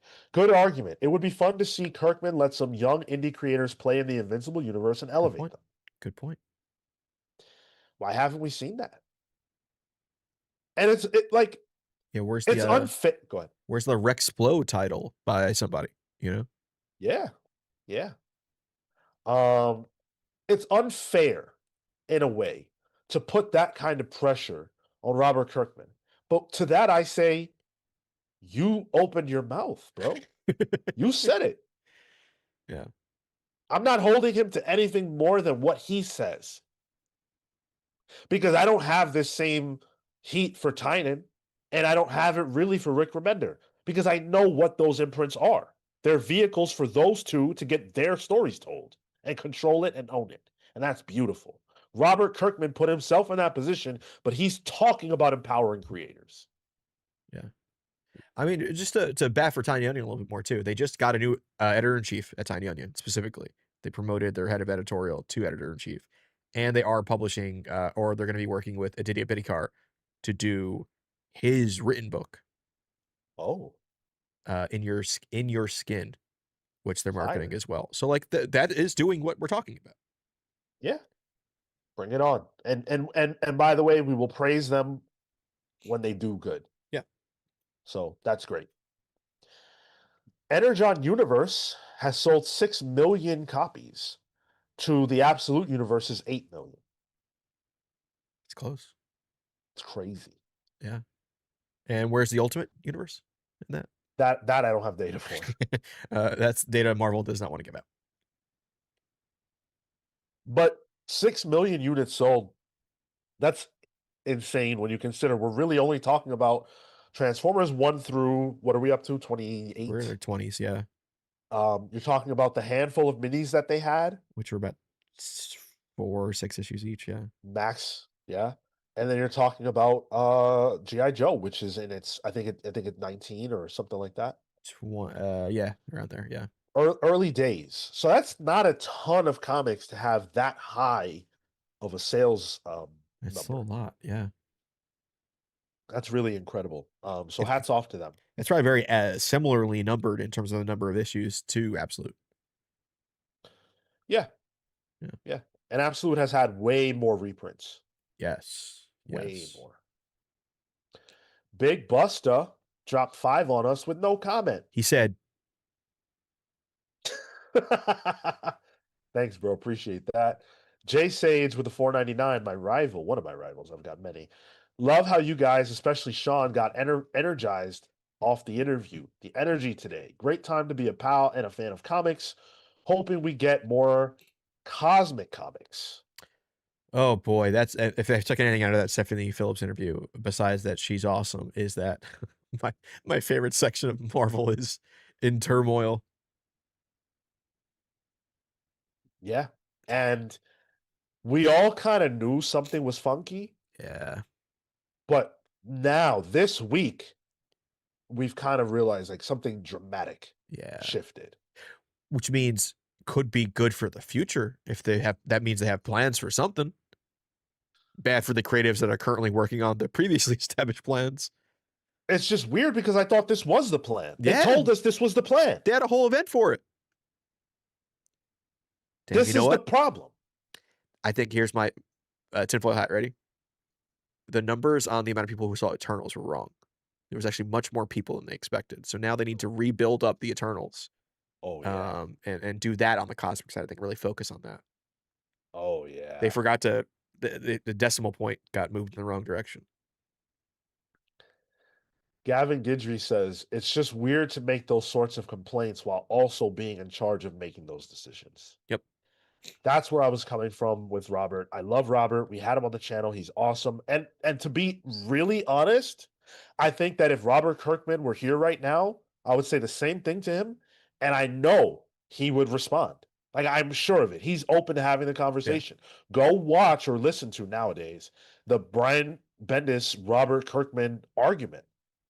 Listen to that. Listen to what he says. And you tell me if that young whippersnapper from 15 years ago is living what he was saying then.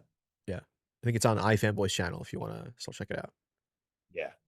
Yeah. Coltrane with a good point, though. He says last minute Imperial changes, last minute Cap changes. What are they cooking? Yeah, for sure. Something is happening on I'm smelling something, you know? It's a little bit, somebody just put some basil in the pot. You know what I mean? Yep. That it's wafting. A bay leaf, a nice dry bay leaf is in there. Yep. But on the subject of Image, we'll just do the Ghost Machine announcement first because it's just Image. They announced a rebranding of the Family Odyssey line of books, which at current only represents Rockefellers and Hornsby and Halo. They're going to be rebranding it to the Unbelievables, which out the gate is a much better name. Family Odysseys was terrible. Yeah. I'm surprised that you get so many geniuses in a room and that's what they came up with. The Unbelievables is so much better. And they announced the $1 Trillion Kid as a new series. That's going to be from Jeff Johns, Pete Tomasi, and Stefano Simone, coming in May of 2026. I'm just going to say, $1 Trillion Kid, that's still 1%. He's still got to get eaten. I'm sorry. Fuck him. Fuck him. He definitely did some unscrupulous things to become $1 Trillion Kid. Fuck that kid. Word. I want to know. There's also going to be an event, so a crossover event, which seems interesting, I guess. It's going to be called Who Are the Unbelievables? They're going to do 0 issues for Hornsby and Halo and Rockefellers, and they're introducing all these new characters and stuff. I don't know if I care about this. So I am interested in the idea of $1 Trillion Kid. Sure. I think it's going to really be in the realm of like Stargirl and Jeff Johns' stuff in that section of DC. I don't know how Hornsby and Halo fits with Rockefellers. I really like Rockefellers. I think it's a fantastic book. I didn't really like Hornsby and Halo. So this is where like they take the classic idea of a crossover where it's like this book has issue 1, next book has issue 2, next book has issue 3, and there's all different titles. But this is where I don't like those because one of those books is a book I'm not reading. It's like, all right, okay, all right. So we'll see. I think the more so the announcement of really blowing up this universe, this section of their publishing line, is more interesting to me. I don't know how many of these things are going to be first ghosts. You know what I mean? Like, yeah, where we have the title and the trade dressing for it, and that's all we'll get for forever. But the cover they had for the they're doing those Ghost Machine encyclopedia issues. They announced one for the Unnamed previously with like Geiger and Junkyard Joe and all that. But this one has a lot of those characters that they announced in this. I think some of them look really interesting. There's one that's just a group of aliens that live in the South. There's one that's like a whole bunch of like holiday characters, which I think is rad. And then there's like a monster punk band, which is like, all right, these are things that could be a lot of fun. My only question, and unfortunately this is the thing with Ghost Machine, it's like, I'll like it when I see it. Yep.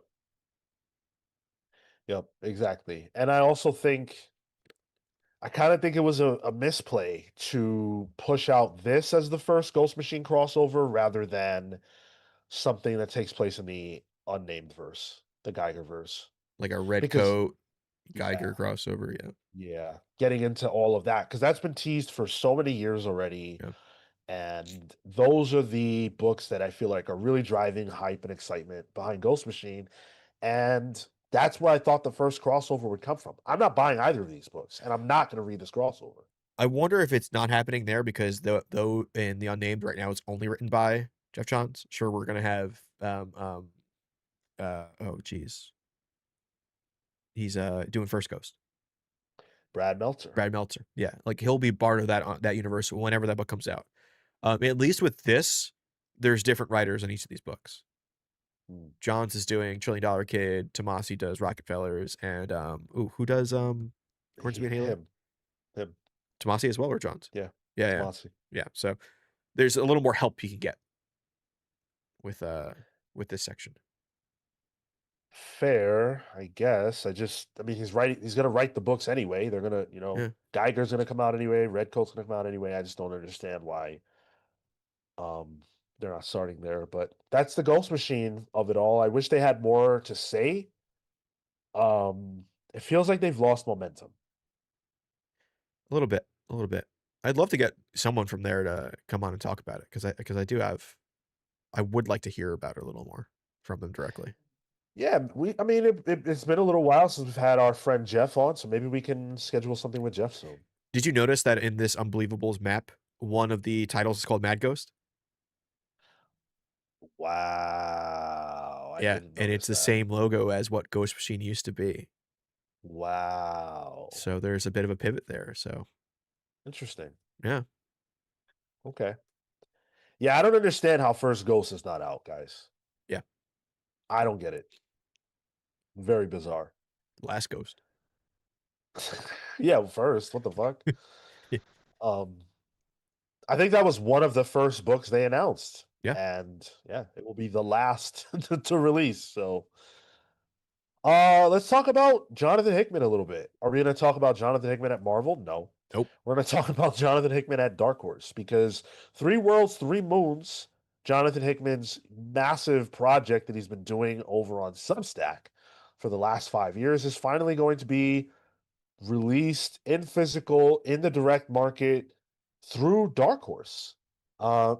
This is a jam project that Hickman does with Mike Del Mundo, Mike Huddleston, and it involves and incorporates a who's who of creators to sort of iterate and build on the space and come up with ideas and integrate them. Nick Spencer, Ron V, Al Ewing, Teeny Howard, Stuart Immonen, just like a bunch of people out of retirement. Yeah.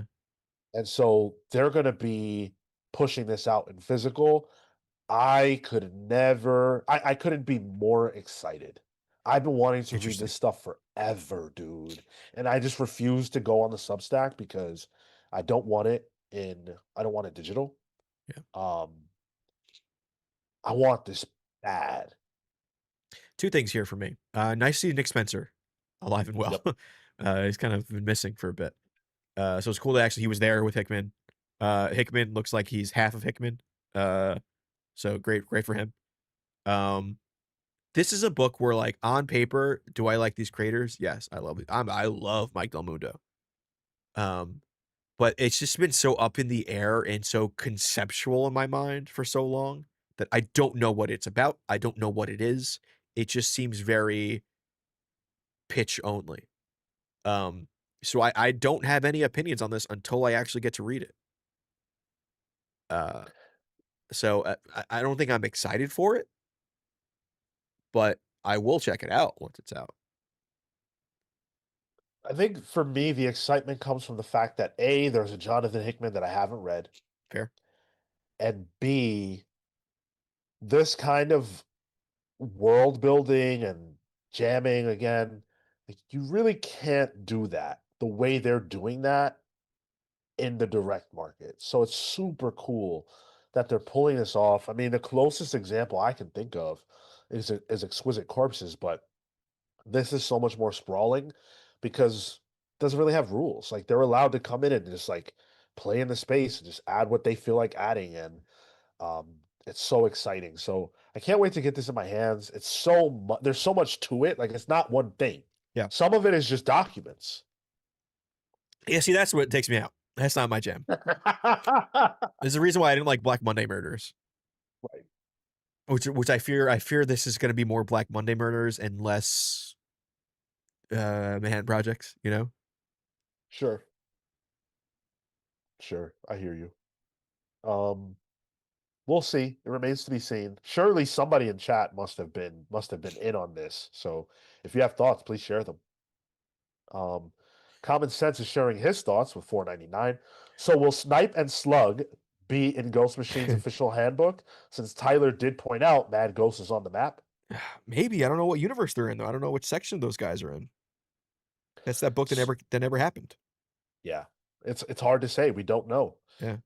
That official guidebook is an interesting thing. I haven't talked about it because I don't really think I don't know if we need it. It's a little counting your chickens before they hatch. Like Feels very early. yeah, it's going to be a guidebook full of first appearances. Like people are going to speculate by the book because their first appearances are in the guidebook. Yeah. Don't get me wrong. Love Ghost Machine. Love the book so far. Love what they're doing. Yeah. But I just want them to recapture that sort of flame that they had earlier. A Hyde Street guidebook would be fun though. Yeah, but we're 10 issues in. Yeah, we had the crossover. We had the one shots. We had the minis. Like there's a world built there with a lot of characters. That I think For like a one. guidebook. They're not like full on. They're like one issues. They're guidebooks. They're not like full on encyclopedias. Feels way too early to me. Like I just don't know who that's for. Like, who's that for? That wouldn't just buy the first trade and know everybody. Fair. But yeah, we'll be able to get 3 Worlds, 3 Moons soon. I'm first in fucking line, dude. First in line. CW Gordon said a Hyde Street issue would be nice at this point. Next week. Yeah, next week. And also, well, it's not winning the poll, so No. drum up some support there. But you can check out the Sisterhood book. That was very good. That felt like Yeah. a horror movie in Yeah. book form. I think that's a really good. That's a My Tell Shoot, right? Yep. Yep. Excellent. Great work there. Excellent. Yeah, that was awesome. Pick that trade up if you haven't. That was a great book. And it was nice to see something not written by Jeff Johns that was really good and had heart. Like, Yeah. it had something to say. And that's not shade to Jeff. That's just like that was the original pitch of Ghost Machine. So it's nice to see someone else playing the sandbox. Shade. I can't stop reading fucking Jeff Johns comics. It's Like, I'm true, gonna yeah. die reading Jeff Johns comics. It's gonna be in your tomb, in your sarcophagus. Yeah, and I'll be happy with that. I'm assuming we all go back to Egyptian style funerals. But 100%. yeah. All right, guys. Look, Let's get to it's it. time. It's that part of the night or the day. Excuse me. It We feels haven't like been night, podcasting dude. that long, Sean. Yeah, it's that part of the day where we got to talk about Marvel. And I want to say before we get into this, love Marvel, love them deeply. Yes. Right, big Marvel head. My birthday is 6/16. I'm meant to be this way. There is a problem at Marvel. Now, there were some announcements that I thought were kick-ass and interesting, and I'm looking forward to. And there were some that left me really scratching my head and frustrated. We're going to spend the majority of this time talking about the things that I think are fun and exciting, and that I think probably Tyler and I are excited about. Yeah. And we can start with the Avengers Armageddon of it all. We have known the name. We've seen the teaser that Chip Zdarsky drew, and it's been exciting and getting us all to think. And we haven't known exactly what it was going to look like, but now we do. So, um, we've got Avengers Armageddon. That is the official name of the event. It is not just Armageddon. Yeah. Like I thought it would be. Chip Zdarsky is going to be the writer, of course, with Frank Alpizar and Delio Diaz on the art. And if those names are not familiar to you, those are the artists behind the current Captain America story arc. Yep. So we know they're good. They do good work. Now, here's the part that might surprise you. Red Hulk is the villain of this story, by all accounts. Quote, Red Hulk's devastating tear across the globe must be stopped, but it will take a colossal gathering of Earth's mightiest heroes to do it, calling in the Avengers, the Fantastic Four, Wolverine, and more. But who will survive this superpowered cataclysm? There will be a pre-Armageddon Marvel Universe and a post-Armageddon MU. Be here to bear witness to the transformation. We learned a little bit more that this has to do with Red Hulk's campaign to claim Latveria. We know that the origin boxes will be a factor, but we don't know exactly who and how. I'm pretty hyped, dude. Yeah, I mean, in Chip I trust at this point. I actually really like his Red Hulk, so making him like the antagonist of things is really interesting. A couple of notes here. Seeing Spider-Man and Wolverine on the Avengers roster again is interesting. Well, let me stop you right away. This image does not represent an Avengers roster.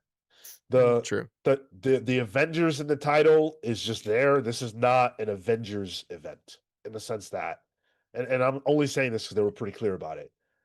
This is not an Avengers story necessarily. It's a global Marvel story. Okay. Either way, cool to see Wolverine and Spider-Man in the mix because they've been kind of siloed for a little bit lately. Especially Wolverine hasn't really been in the mix with everyone like this since what? Krakoa? I mean, you could say AXE because everyone was integrated with Krakoa, but it's interesting. The other interesting thing is that it's Sam Wilson Captain America on the cover, even though like this feels like a natural extension of Chip's current Cap run, which is Steve. Yeah. So we'll see how that fits in. Yeah. I definitely think that I've seen a lot of people underwhelmed by the Red Hulk of it all. I love Red Hulk, and I think Chip's Red Hulk is good.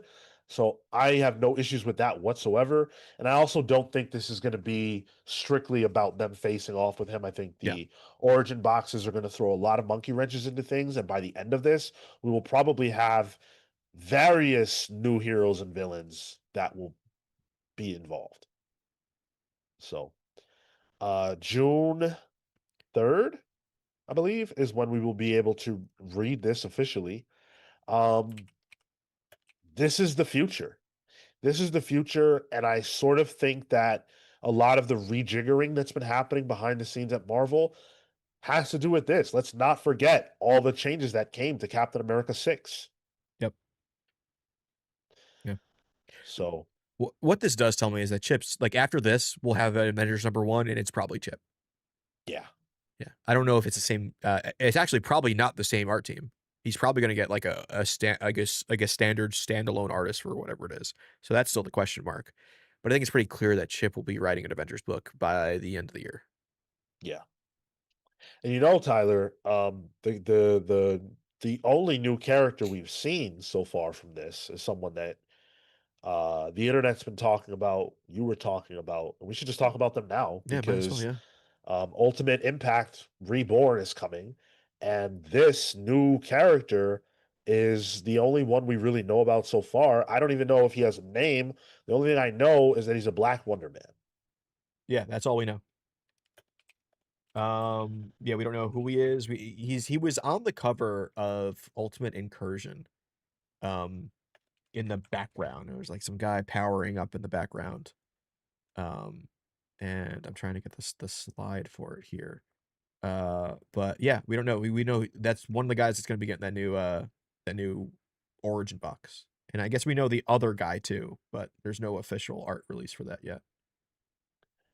Okay. It was apparently a new Hulk-esque character. He's the other guy in the background who had that like yeah. that his name is Hostilicus. Oh my god. You don't fuck with Hostilicus? Woo. That is a rough name, dude. I don't know, man. Hostilicus? Come on, dude. One of my favorite villains though has a very problematic name. And they changed his name, and I don't remember his new name, and I don't care what it is because to me he will always be known as Holocaust. Oh, from Age of Apocalypse. Yeah. Yeah. It's Apocalypse's son or like Pestilence's son or something like that. He's some shit like that. Some shit like that. I really fuck with him though, and he was in I think the last time I saw him was he in Rick Remender's Uncanny, I believe. Yeah. He was. Yeah. Fire. Love that character so much. I think he's currently in the Jeff Loeb Age of Apocalypse book. Oh, okay. So. I don't know what they're calling him anymore. I forget too. Yeah, I forget. Yeah. I mean, honestly, when I saw two things about the Wonder Man thing as well. There's a first appearance variant by Stefano Caselli where we can actually see the character better. My first initial thought was, oh shit, Triathlon 3D Man? He's gonna be in there. Because I like that character, and that's the color combination here. But it's Wonder Man. And he got the Killmonger cut. Yep. Which Sean, as a black man, is that annoying? No, I think it's a really cool hairstyle actually. And I know what you're getting at, like that why are we seeing that hairstyle so much? But I feel like, if we were living in any other time period and there was a hairstyle that was popularized, other people would rock it. I've seen black dudes rocking that exact hairstyle post Killmonger. So to me, it's pretty chill. Looks cool. Which is funny because in Ultimate Black Panther, the one character who doesn't have the haircut is Killmonger. It's funny. Yeah. Yeah, I mean, we'll see. Somebody who said it here, it's, like, oh, I was hoping we would get actual new characters out of this, not derivatives. Yeah, Coltrane. Yeah. Yeah, it does feel a little bit, like Marvel looking up at characters that might be important down the line in the MCU and trying to reflect that somewhat. I don't know what this has to do with Simon Williams because he has a miniseries that starts next month.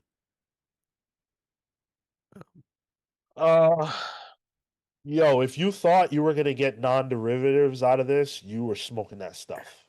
This is what it is. When creating new characters, the big two have consistently shown that they're not quite sure how to show us new stuff without tying it into old stuff. It's difficult. Yeah, we're gonna get more Hulks. We're probably gonna get more fucking Spider people. We're probably gonna get more that's what it's going to be. And I think they're gonna use this to diversify their roster of characters. I really do. And I mean that in terms of the characters that get pumped, but also the kinds of skin tones we see and the kinds of cultures that get represented, which is great. I'm not saying anything negative about that, but make more Luna Snows then. Of course, you asking for Snow. Yeah, of course.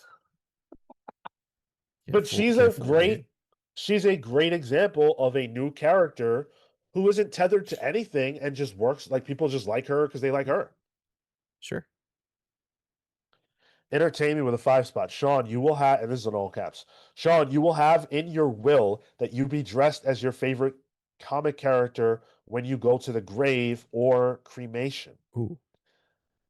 No, because then I would have to be wearing a Phoenix outfit, and you're not burying me in that outfit. I want to be buried in a Black Panther outfit. Just in my tomb, Yo, I want that. I definitely want that. And I want my funeral to be a massive event. I want all shooters at my funeral. If you understand that reference, I love you. And I want it to be a party, celebration. Don't sit shiva for me. Read good comics. You want the Wire cop retirement situation where they put him on the pool table? No, I don't want to be on display in that way. That's a little creepy. It's a Puerto Rican way. They prop people up on a sofa for Puerto Rican one. Entertain. You guys are fast and furious today. Damn, even the super chats are going crazy. I love to see that. The energy. You guys are bringing energy. Entertain me with another 5 spot. I asked just in case God is listening and you are reborn in the comic world, Sean. I would want that. Who else would? If I were reborn in the comic world, You wouldn't know. I wouldn't know, but I think if I could have anybody's situation, it would be Iron Man. I'm way more of an Iron Man fan than I come across. I just think he looks amazing. I think it's really cool that he's a human being. He's just really fucking smart. He's not everybody's cup of tea, but he's loyal and supportive. I feel like those qualities describe me decently. Some people think I'm an asshole, sure. Bring me back as Deadpool. I think it's appropriate. I would hate my life. Yeah. Common sense with a $4.99. Chris Condon better bring Jimmy Hudson in Reborn Ultimate Impact as he relies on nostalgia in Ultimate Wolverine series. If Jimmy Hudson doesn't show up in Wolverine Armageddon, then he ain't showing up. Sorry. I'd be into Jimmy Hudson making a reappearance. I'm cool with that, I guess. Chris, what's up, Chris? Drops 5 on us. I had to run some errands today. Please don't mark me absent, bro. You're never too late. You specifically are never too late. Well, Sean, I did mark him absent. Oh, and he will be getting a demerit. Oh, Chris. Sorry, Chris. You heard it here first, bro. I'm a stickler. You showed up. Can't help it. You're out. Not on time. I mean, my God, we've been live for 2 hours for this program. You're very late. Sorry. Yeah, you were late Yeah. AF. What happened? I thought we were priority 1. Errands. You can run errands while you listen to What are you us, trying bro. to eat? What the fuck? Yeah. Come on. Cooking. Trying to take care of shit in your life. Stop. Whew. Gavin Guidry says, and whole cloth new characters are so often overlooked that of course they play it safe because they want characters to stick. Valid. Even Stephanie Phillips talked about that earlier in another episode you could watch in the feed. How like you create new characters and you hope they stick, but if they don't, you got to be okay with that. 100%. Not everyone's 100%. a common sense out there who knows all the characters. So that's unfortunately. Yeah, absolutely. So that I thought was a good conversation that Marvel started with Armageddon, and I'm looking forward to that event. We can read that in June. Marvel also talked about the next books that will be receiving blind bags. David Gabriel talked a lot about blind bags and what went wrong and what they're going to do better in the future.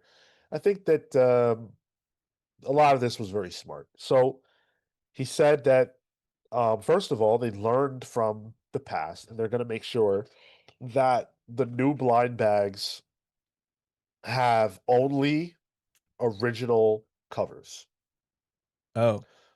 So it will no longer be possible after Daredevil, not with Daredevil, but after Daredevil, it will no longer be possible to get a regular variant. Cool. Or a regular cover. Love that. Yeah. I think that was our only real gripe with the Ultimate Endgame, right? Outside of like the damaging issues, but I don't think any of us had any issues with that. Yeah, we were good on that. And I agree, like, open order variants should not be in blind bags. I think you could put a virgin variant of it in the blind bag. I think that's fine. But even then, that I would be like, Yeah, because if the virgin variant is open order, like I would feel bad. If I want a virgin variant, I'm gonna get. I'd look in the mirror. Oh shit! Yeah, like I never buy those. I don't buy those at all. So if I pulled that, I would feel horrible. Yeah, I'm not a big fan of the virgin variants either. Yeah. So yeah, like Queen in Black. This is spinning out of the Null series that's happening now. Makes a lot of sense. I don't know that I'm excited for this event actually, because it's a riff on a prior event, and I generally don't like that. But okay. Is this one of the ones getting a blind bag? Yes, this is where they're starting the new initiative Got it. with Queen in Black. No word though, from Bleeding Cool at least, of what the price differential will be, but if there will be one at all, between cover A or the open order variants and the blind bags. Notably, they were priced the same way. Yep. Will there be an upcharge? They were priced the same way, and that, in my mind, justified putting the cover A in there. If that is not in there, I can see them maybe charging an extra $1 or something. Which I wouldn't be mad at. $1? No, I would be mad at it. I'm not gonna let them hear me say I'm okay with them raising the price of anything. No, I'd be mad. Yeah. But that wasn't the only book we know about getting a blind bag. And it is gonna have like exclusive, really cool one of a kind sketches and everything else. So there will be plenty of reason to buy multiple copies if that's your deal. But David Gabriel talked about changes that they're going to be making to blind bags that are coming in the future. So he talked about 616 day Marvel mystery bag for June. So I'm assuming that's going to be June 16th. Oh, look at that. AKA my birthday. You're going to have your own day now. Yeah. Oh, that is a Wednesday this year. Yeah. It is? Yeah. Yes. Because I know my birthday's on a Friday. It's Juneteenth. Yes. Yo, I'm happy as fuck. My birthday is New Comic Book Day. I can't even get over that. But you got to talk to the people at your LCS. Be like, hey, today is. Exactly. Let me get this bag for free. But so Doom Quest #1 is coming. And they're doing something really interesting with this. So, quote, these are going to have an extremely limited print run. This mystery bag will feature the black and white pencil version of Doom Quest #1. There will be two different covers. Your free bag will have one cover and the for sale bag. And when he says you, I'm assuming he's meaning retailer when he says you. Yeah. Each of the bags will have a foil Doctor Doom mask. And then we will also have one of 3 different Doom facsimile stories. That will be a special limited print run and limited selling window for these to test them out. Huh. And so they have the Doom facsimiles that were displayed. I don't know if these are all of them. I think they are. It's Doom versus the Avengers. The cover that has Doom on it on one side and the Avengers on another says Enter Doctor Doom. You also have Fantastic Four, which is Doom's hand ripping off, ripping the cover. And then you've got Iron Man, Invincible Iron Man Doom Quest cover. Interesting. This one's a little confusing to me. I think the way he addressed this was poor. Yeah. Because when I first read this, I thought it was tying into Doom Day 1, which is a separate announcement they made, and we'll talk about in a second. This isn't that. I'm pretty sure Doom Quest that they're referencing is an old story. No, Doom Quest is that one we talked about. That's that new book by Ryan North. Right, okay. With the Alex Ross cover. So like the idea that you have an Alex Ross pencil, like black and white pencils, is interesting as a potential in this blind bag. Because I don't really ever see Alex Ross art in progress, Yeah. So that could be appealing, but I don't understand. Like, is there another comic in here? You also get a facsimile in this? Yes. Okay. All right. It's like a pack of cards almost. Yeah, and I like that. I like the fact that they're diversifying it. I think that's smart in order to keep blind bags interesting for people, do something a little different, but the messaging is off. And so that's fine, I guess, because the messaging is really for the retailers and not us. Yeah. When they talk to us, though, they need to, tighten up. That they need their copy guy on that. Yeah. Ivy Moon with the 199. Queen in Black sounds more exciting than Armageddon. I mean, there's something appealing about that cover, I gotta say. Valid. Is Doom Quest in continuity? Yes-ish. It's a bit of time travel, so we'll see if it ends up actually mattering, quote unquote. But we'll see. Doom Day 1 was also announced. and this is a separate Doom book. So like I've been telling you guys I'm doomed the fuck out, Are you now? but Marvel's not. So this one though is going to be pretty good, and I'm excited for.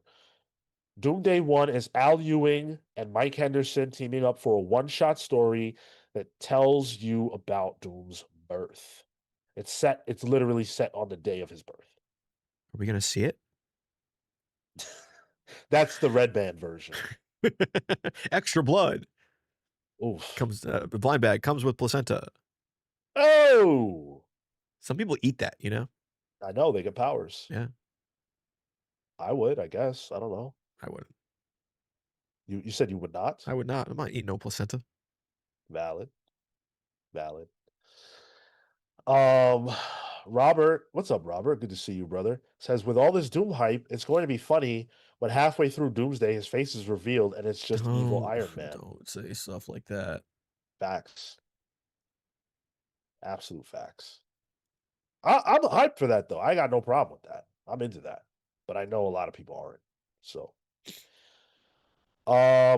Marvel's bringing What If back. What if they did? Again. So they're going to do What If again, and it's going to be one-shot stories that are oversized that, according to David Gabriel, will be going back to the roots of what If is supposed to be. So we're getting 3 different What If titles. What If Cyclops stayed with Madeline Pryor? Okay. That's Jerry Duggan. I felt like doing a Kale impression there by accident. Oh, yeah, close. What if Thor got Spider-Man symbiote costume?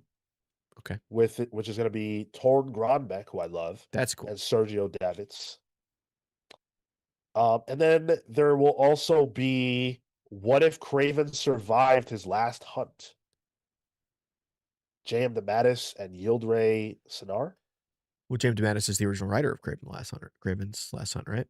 Yeah. Yeah, so. Yeah.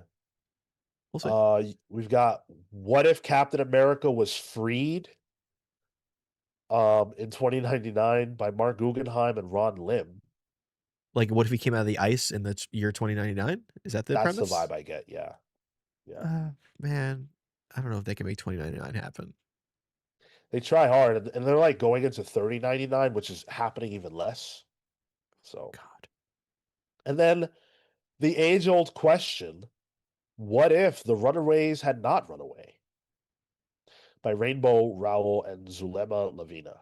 This is the only one I'm really excited for. A, it's Runaways. B, it's Rainbow Rowell, who I think is one of the most underrated writers in the big 2 currently.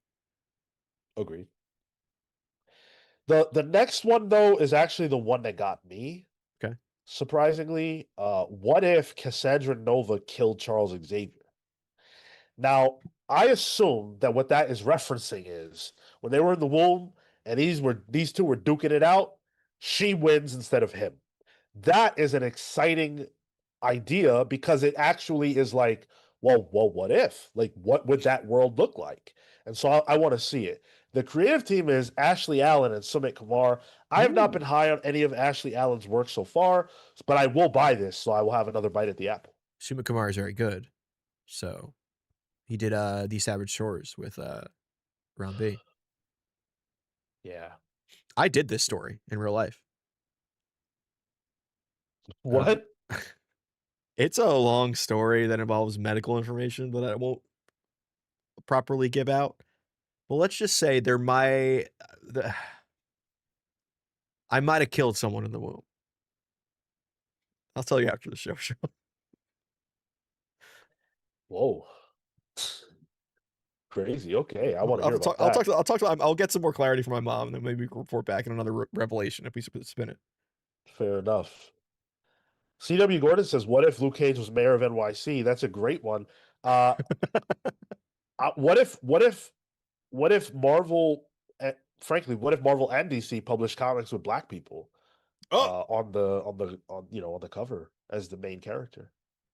Or creative teams if it's DC. Yeah. Are you hyped for the return of What If? No.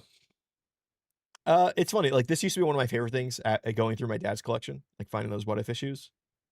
But as a reader now, Not really my thing. Yeah.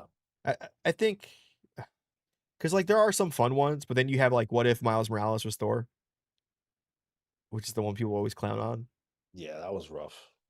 So we'll see. This is be like, hey, if there's good buzz about an issue, I might check it out. It's not even that like these are underwhelming premises necessarily. I just don't have a buzz for what if, but they need this to work. I don't understand why what if hasn't worked yet. Elseworlds works for DC. Marvel has to get a grip on this. When they relaunched it back in like 2018 or whatever, they had the idea that they would do like longer form what ifs, and we got Spider Shadow out of that. Yeah. But it didn't really they didn't really pursue it beyond that. Yep. They were trying to make it more of like their almost like horror sort of side of things. Chip was working on it too, but Yeah. Bummer. Um, Philip Kennedy Johnson's epic Hulk story now has a clearer roadmap thanks to David Gabriel at ComicsPRO. He said, hopefully you are all enjoying PKJ's Infernal Hulk, something that's so different for us to have. Philip is an absolute treasure, molding these characters in his own way.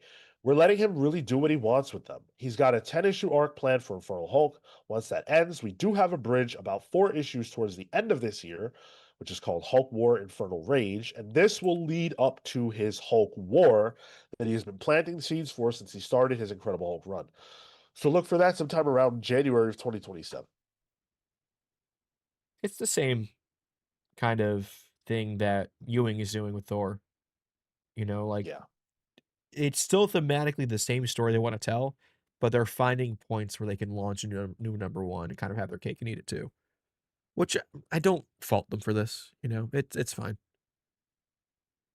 I think people make a lot out of nothing with this. Yeah. Yeah, agreed. I'm not saying that you don't have a right to be frustrated by the relaunches, but in a case like this, we all know what it is. Yep. And this book genuinely is going through a lot of transformations. Like, it's not the same series as it was. It's not the same series as it was during Incredible. Yep. Infernal feels different. Yep. Mortal Thor is not the same book as it was when it was called Immortal Thor. And I'm sure that Al Ewing would have loved it if it could just be immortal the whole time. But the fact there's a thematic through line that justifies the change, I'm with that. The constant Scarlet Witch relaunches and everything else, that's super frustrating. It's Yeah. the same fucking story. Yeah. The only thing that I can see the argument for is in the collection. Like, what does an omnibus look like for this? What title do you pick? Yeah. But Yeah, you're right. But, I also feel like people weren't thinking the Infernal Hulk thing through. That's not a status quo that's sustainable. If the yeah. Hulk is that much of a threat and nobody's dealing with this, the books just cease to make sense. The Avengers have to come out, and I'm assuming that's what Hulk War will be, or maybe it'll be the Hulks trying to deal with their own problem. Whatever it's going to look like, it's not going to be in the shape of what Infernal was, and it's not going to be in the shape of Incredible. That justifies this. Yeah. And as long as the So, creatives like this is their plan, then I have no issue with it. yeah. Oh my God, Robert. Whenever I see or hear the title, I think Infernal Hulk. I gotta say though, with all that gamma radiation, he probably also is the Infernal Hulk. It's entirely possible. Yeah. Well, no, we can't say that because he does have a couple kids. We know that. I think Bruce might be infertile. I think the Hulk is very fertile. Does that make sense? The Hulk, well, Hulk is horny. We know He's got that multiple as of kids. the Yeah. Ultimates. So, Oh no. oh shit. Yeah, this should be fun. I'm into it. I don't know. And we'll get a teaser in the Free Comic Book Day issue. Yep. That Marvel will be dropping. Now, there were other Marvel-based announcements at ComicsPRO. I am not excited about them. What were they? And they feel like content that is meant for hyper specific people. And by that, I mean speculators and, people who are going crazy for, not core comic stuff. And I don't want to spend a lot of time lingering on this at all. I didn't even put them in the notes. But like shit like this, like Simbi, they're pumping Simbi Whoa. hard body. I'm pro Simbi. I'm not saying I'm anti Simbi, but does Simbi Well, need anti-Simbi will be showing up in that series. probably? But like we're getting Amazing Spider-Man Simbi #1. What? Yeah. He's gonna be involved in Amazing. He's gonna be involved in, Queen in Black to some degree. Like this is all tying in, and it's like Simbi's cute. I'm not arguing with that. But it's like they have something, pump it, pump it, pump it, pump it. In a way that doesn't feel targeted toward me. I want good stories. Is that a collection of the Infinite comic? I don't know. I mean, he says that Joe Kelly's gonna be writing it. There's no reference to any Infinity comic in the article that I'm pulling from. Okay, because I know it is an Infinity comic.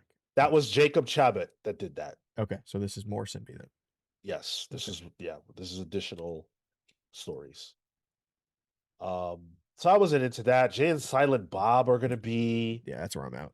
having a crossover in June, which is like, what? And Giuseppe Camuncoli's on art. That's amazing. Apparently, Jay and Silent Bob have been hidden in Marvel Comics all year long. Venom 250 had a Jay and Silent Bob. Yeah. If you look at the article from Bleeding Cool that I linked, it's got an image of them in the back. On purpose? Yes. Yeah.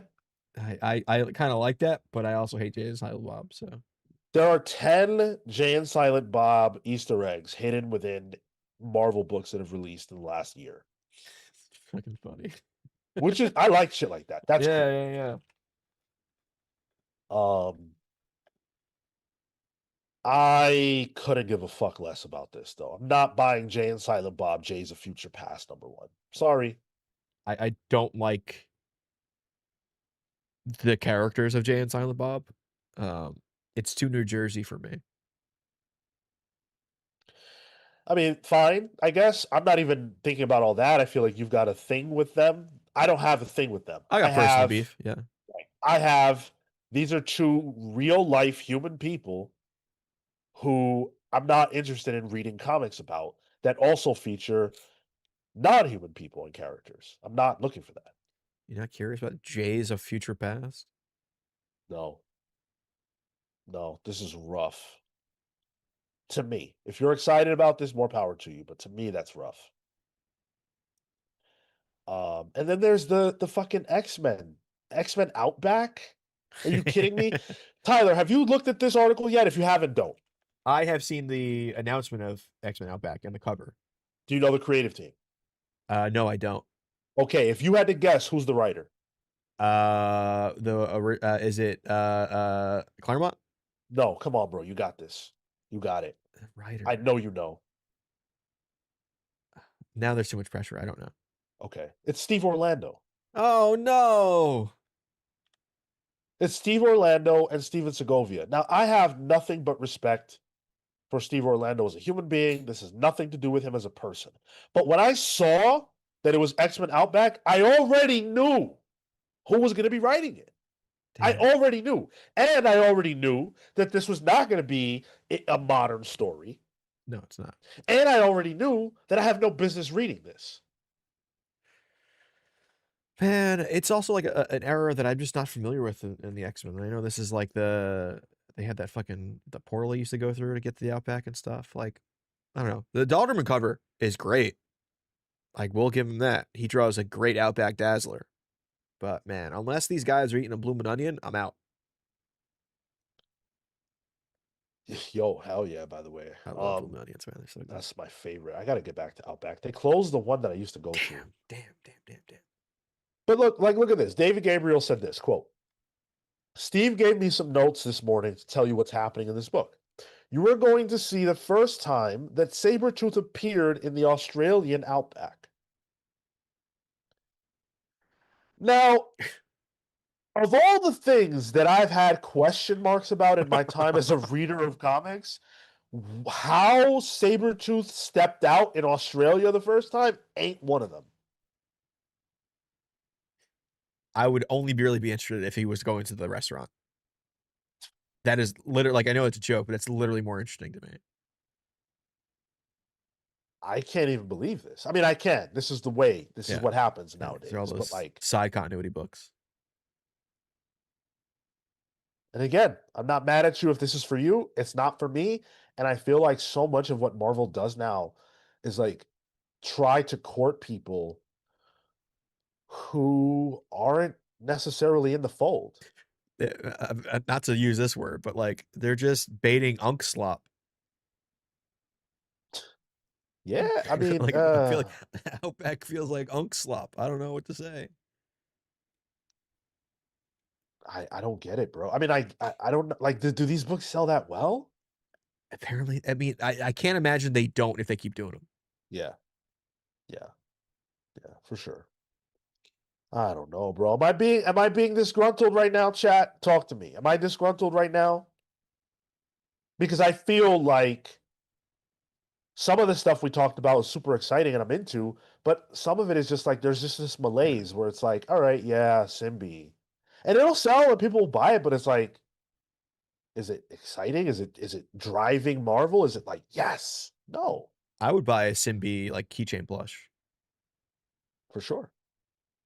But that's what he feels. It's like Jeff. And Jeff is the Labubu of Marvel. Yeah, and like, fine. I don't know. Maybe I'm just being disgruntled. So what do you think about the announcements overall that we got from ComicsPRO? Pretty big. Atomic Hound earlier in the chat said, "Oh, the big surprise that the Marvel Star Wars thing was not a thing." I didn't really think it would be a thing, to be honest. But yeah, no, I think it was more like the DC stuff got me more excited than the Marvel stuff, but there are some Marvel stuff that I did get excited for. Yeah, absolutely. Marvel to me, like I'm more excited for Armageddon than anything else. So, like Marvel, DC, outside big two, like that's what I'm looking forward to most. That being said, what I feel confident saying is that 2026, if this is the projection, if this is the way the forecast is going, 2026 is going to be a banger year. Yeah, for sure. For sure. Because this is only probably to like the beginning of September that this is peaking into, you know? Yeah. And there's no way that these are all the things that are going to happen even within these months, you know? So I feel like there's every reason in the world to be hyped for Big Two. Yeah. And indie, by the way, we got some pretty cool indie announcements. Some of them that we didn't even tackle here. There's cool stuff happening in Tynan Space. I think he announced a new book called Odin that looks interesting. Yeah. Yes, there's a lot of stuff to be hyped for. I really feel like 2026 is going to give 25 a run for its money. I think quite literally too. If White Sky and Dork are any indication. Yeah. Yep. Absolutely. Whew, man. Chat seems to think I'm not disgruntled, so thank you. I appreciate it. Good. Mothman says, does Marvel know what audience they want? The audience for this seems very small. Their audience is money, and if they knew this book would make money, they're going to make it. You know, for Outback. It's just not in my realm at all. Which would be okay with me if they showed me from a creative standpoint that they had confidence in the book. I always feel like that. Like, whether you like Jeff or not, Jeff books are done by Gurihiru and Kelly Thompson. Yes, the new Daredevil one just came out this week. Apparently was very good too. And they're good because of the creative involved. Yep. I know it. A lot of these side continuity books have felt like premise first comics. Let's go back to, oh, you've been buying comics every Wednesday for the past 40 years? Let me throw something your way. Here's something you remember this? Remember this guy? Yeah, dangle those keys in front of him. Yeah, Mike didn't pick it up, but good. And that's just not for me. It's not creator first. Next level is where I'm excited. Yeah, and even keeping it Marvel, like, yes, I'm excited for Armageddon because it was Chip's idea. Yes, yes. He's not the hired gun. Yep. He's the architect in this instance. So if it sucks, it's his fault. And Yeah. I'm cool with that. You'll have a chip on your shoulder for it. We got to get him on here, by the way. I think we'd vibe well with Chip. Yeah, and I think it's entirely. We know so many of the same people too. Yeah. Gavin, you know Chip? Put in the word for us. Yeah, Gavin. When are we going to benefit from this relationship? Hook us up. Hook us up. Common Sense with $4.99. Who you think is the silhouette in Armageddon? My money is that is Vance Astrovic. Who else in the Marvel universe that wears a cape and has a star symbol? You a fan of Vance Astrovic, Sean? Gun to my head, I'd be dead if you asked me who he is. Also known as Justice for the New Warriors, and in the Okay. future Guardians, he's like the Cap substitute. He's got the shield. Got it. So the fact that he's both those characters means he is not that person in Armageddon. I'm assuming that's just like someone we don't know yet, or it could be Colton. I think it could also just be the idea of a new Yeah. hero, you know, just the stand-in good. for it. Yeah, that's true. Because it was made. That image is old. Yeah. Yeah, that could be the case. The flashbacks are so zero stakes, CW Gordon says. That's my problem too. Yep.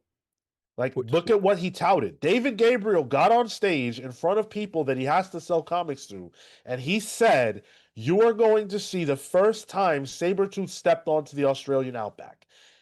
Why would I care? How is that your lead word about selling a comic? Which is wild, because usually Outback has steak. Oh, no. Yeah. I just don't get it. Don't get it. Yeah, Ivy says, I think that's the Cap guy in Chip's run. That's kind of what I'm thinking. Yeah, it's my sneaky thought, but yeah, we'll see. We'll see. We have just a little bit of business left to do before we free you. You guys know you're not allowed to leave until you're freed. And I totally forgot that we've got to do our top 5 black superheroes. Look at me forgetting black people in February. We got one more thing too. We got to get some names in for this giveaway. The Ignition Press Starter Pack giveaway. Yes, indeed. Okay. Whew. So here's how we'll run things. I'm gonna put that up. I'll put the Q&A up. And all you have to do is enter your name to be eligible for the giveaway. So enter your name for the Ignition Press Starter Pack. We've already given away 2. This is the last one that we have to give away. So get your name in there, enter. We'll do the drawing later on. There's still more show to come, so we'll do the drawing later on. You will only be able to win if you entered. So if you don't enter, you are not playing. I see your names coming in. Keep it coming. Cool. Yeah, just make sure it's in that Q&A spot. Yeah. And by the way, yeah, Ignition doing great stuff. And I'm not just saying that because they came on board. They came on board because we asked them to come on board. Because I happen to like what they do. So it has nothing to do with shilling for anybody who might be thinking otherwise. Let me shout out the incredible people, the rest of the incredible people who sponsor the show and make it possible for us to do this at the level that we do it at every single week. If you appreciate what we do, if you love this show, consider supporting it. Like, monetary support is not the only form of support, and you showing up here to watch us, that is a form of support that we are extremely grateful for. But if you want to go the extra mile, it is possible through our Patreon. That's the best way to show your love and support. Our PayPal link also is an incredible way to show your love and support. But Amin, the Almighty Perez, Houston, the Century Kid Murphy, Young Dende, Fae Fighter Dewooty, Cosmic November, Card of the Owl Shogunate, Steve, Swarm Canaris, Scripture and Words of the Word, Jack of Some Trades, Cloutier, who I've seen in the chat and I'm very happy is here with us. Thank you. Chris the Cure Coleman, Emperor MD Johnny, Shalom Paladin Warburg getting a second shout out for 2 weeks in a row. It's not intentional, but fuck it. You deserve it, dude. Mad Max Pliskin, Lieutenant Earl Wagnus, the Death Dealer, Jack Grimmy, bro. Your origin will absolutely happen next week. I'm so sorry. We just had so much to do this week. We just can't get to it. Patrick Zay, my boy, who was always outside for us, which I love so much. And I don't want to neglect or forget these individuals. Chris Anton.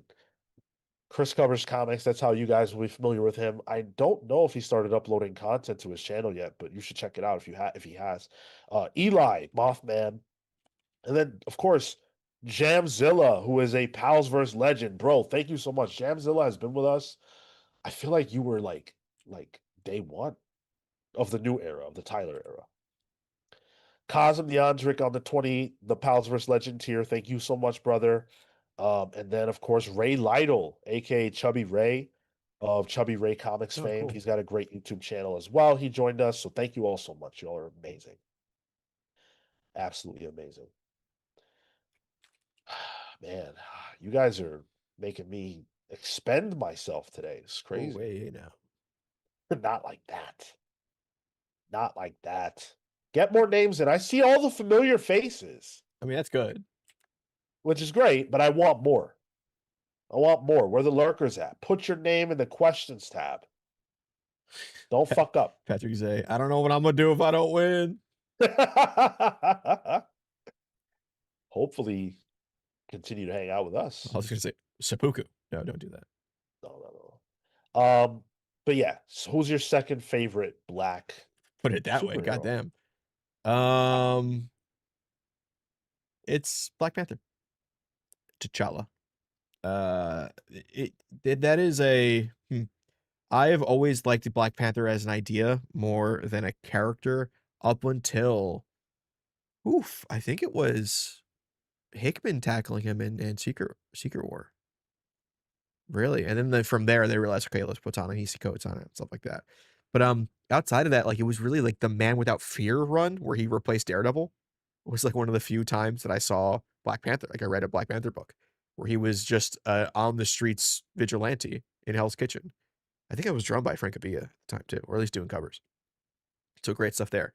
But I just really like the idea of T'Challa and like how much gravitas that character has and how important that character feels, not only to like the literal world, but just like how important it feels to like just Marvel as well. Like Wakanda is its own separate thing that's super important to just the mythology of what the 616 universe is. So I think when I put Black Panther on this list, it means a lot more than just T'Challa too. So yeah, for me, it's Black Panther is number 2. First of all, somebody put fucking Mr. NYC, put his name in the questions tab as Vandal Savage. Oh, I know. How I dare caught you. that. I caught that. You're lucky we're gonna still consider you Mr. NYC. That could be his real name then. That's true. That's fair. I shouldn't assume names or gender or anything else. Big Buster says, what is the Ignition Press thing exactly? I apologize if it has already been stated. So we interviewed Philip Sablick from Ignition Press, and organically, like in the middle of the interview, he's just like, hey, do you guys want to give away 3 starter kits? And so what you'll get is the number 1 issue of every Ignition Press book that was released in 2025. So it's a nice little way for you to get started with them and decide if you like their books or not. Guarantee one of them will hit for you, at least one. Yeah, at least one. So yeah. Okay. My number 2 favorite black superhero is You were just gonna say my number 2 favorite black.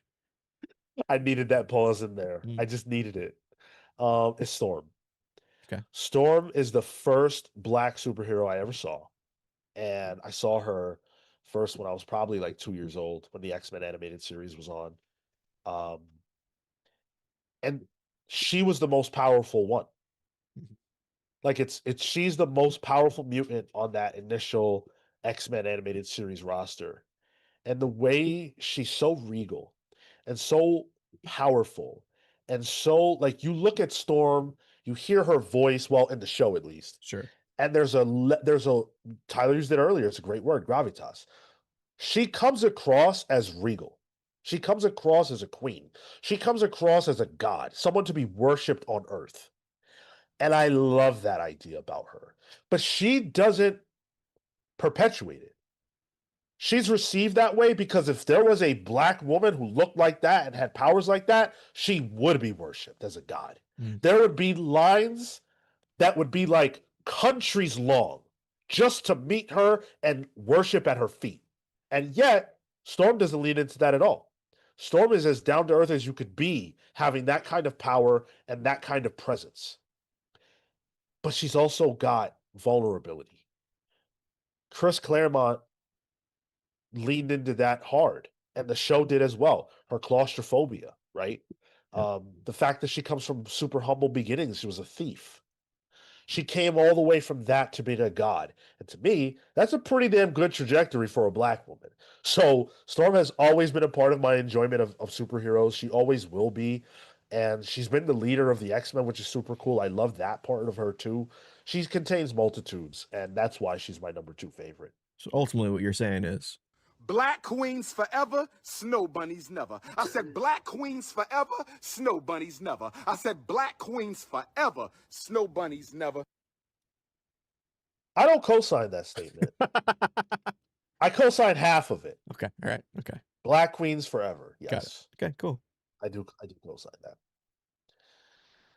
So yeah, if you guys want to share your answers, please do. Jesus Christ, almost as if he heard me. Seriously. Like Samuel Summers with 5 spot, dropping his top 5 black characters on us right out the gate. Number 5, Jon Stewart. Number 4, Static. Number 3, Hardware. Number 2, Storm. And number 1, Spawn. Nice. Spawn was on my I always list. forget about Spawn. Love Spawn. On purpose. It's a mental block I have. Bro, Spawn has some good comics. Some. Yeah.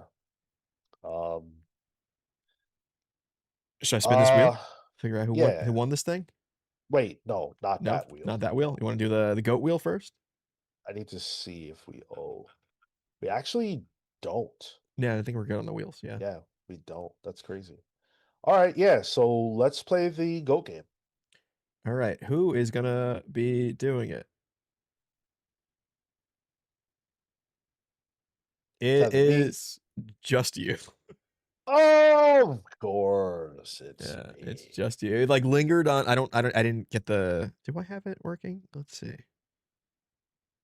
I don't know if I had it working properly to show it on the 2-man screen, but yeah, it's just you. Sorry. Okay. And your character is.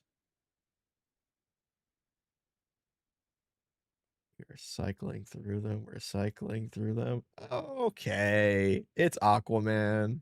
All right. You got this. All I'll put the poll up for you. I'll put the. Oh, we can't. I have it. I have it ready to go. Yeah, we can't do it until we enter the Q&A though, can't we?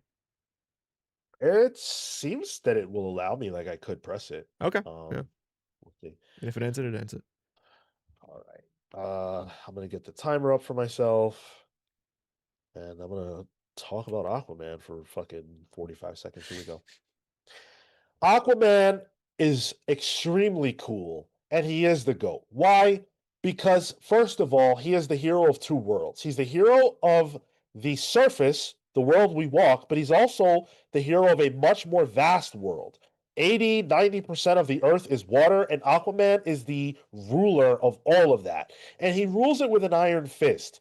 Aquaman can talk to fish, which people say is lame. I think that's pretty damn cool. Imagine if you were to fight with someone and then a shark just materialized to eat your ass up. That's crazy. He's also had a hook for a hand. That's pretty insane. He's got a badass trident, which I love. And by the way, Mera, the ultimate baddie of DC. So Aquaman is winning on every single level.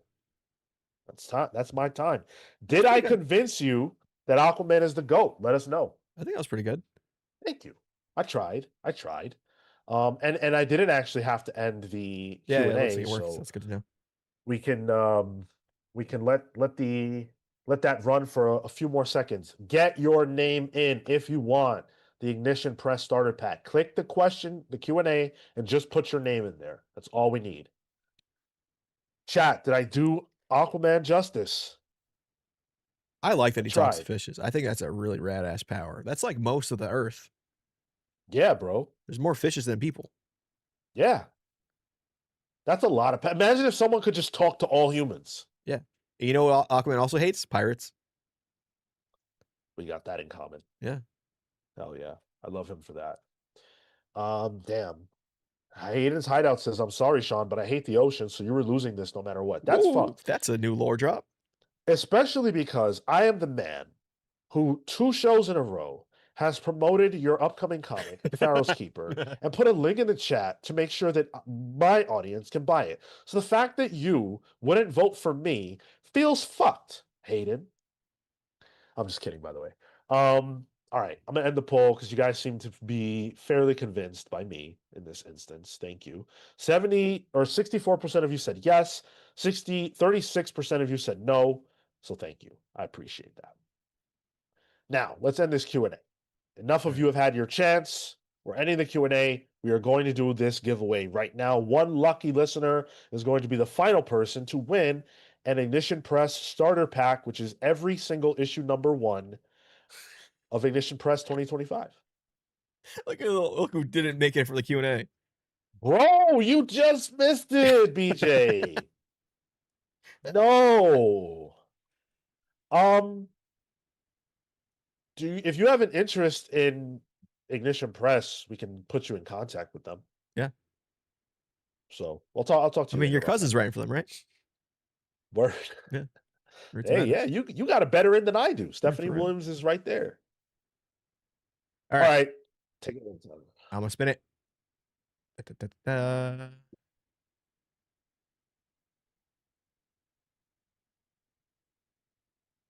Who's gonna be the lucky winner?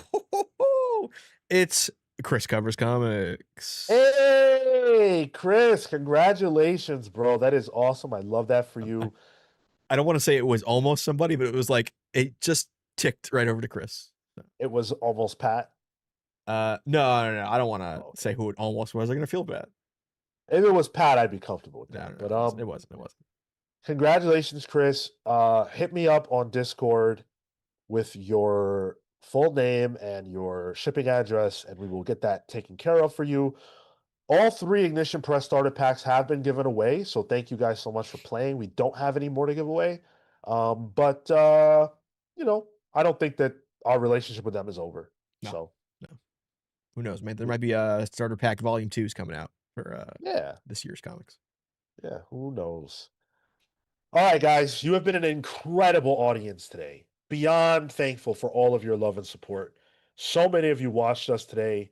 It really makes me feel special in a way that I can't describe with words at the moment. Tuesday, Alan Moore's Saga of the Swamp Thing, Volumes 3 and 4, 8 p.m. Eastern. Show up for that. Monday, of course, Pals Previews, 1 p.m. Drops like clockwork.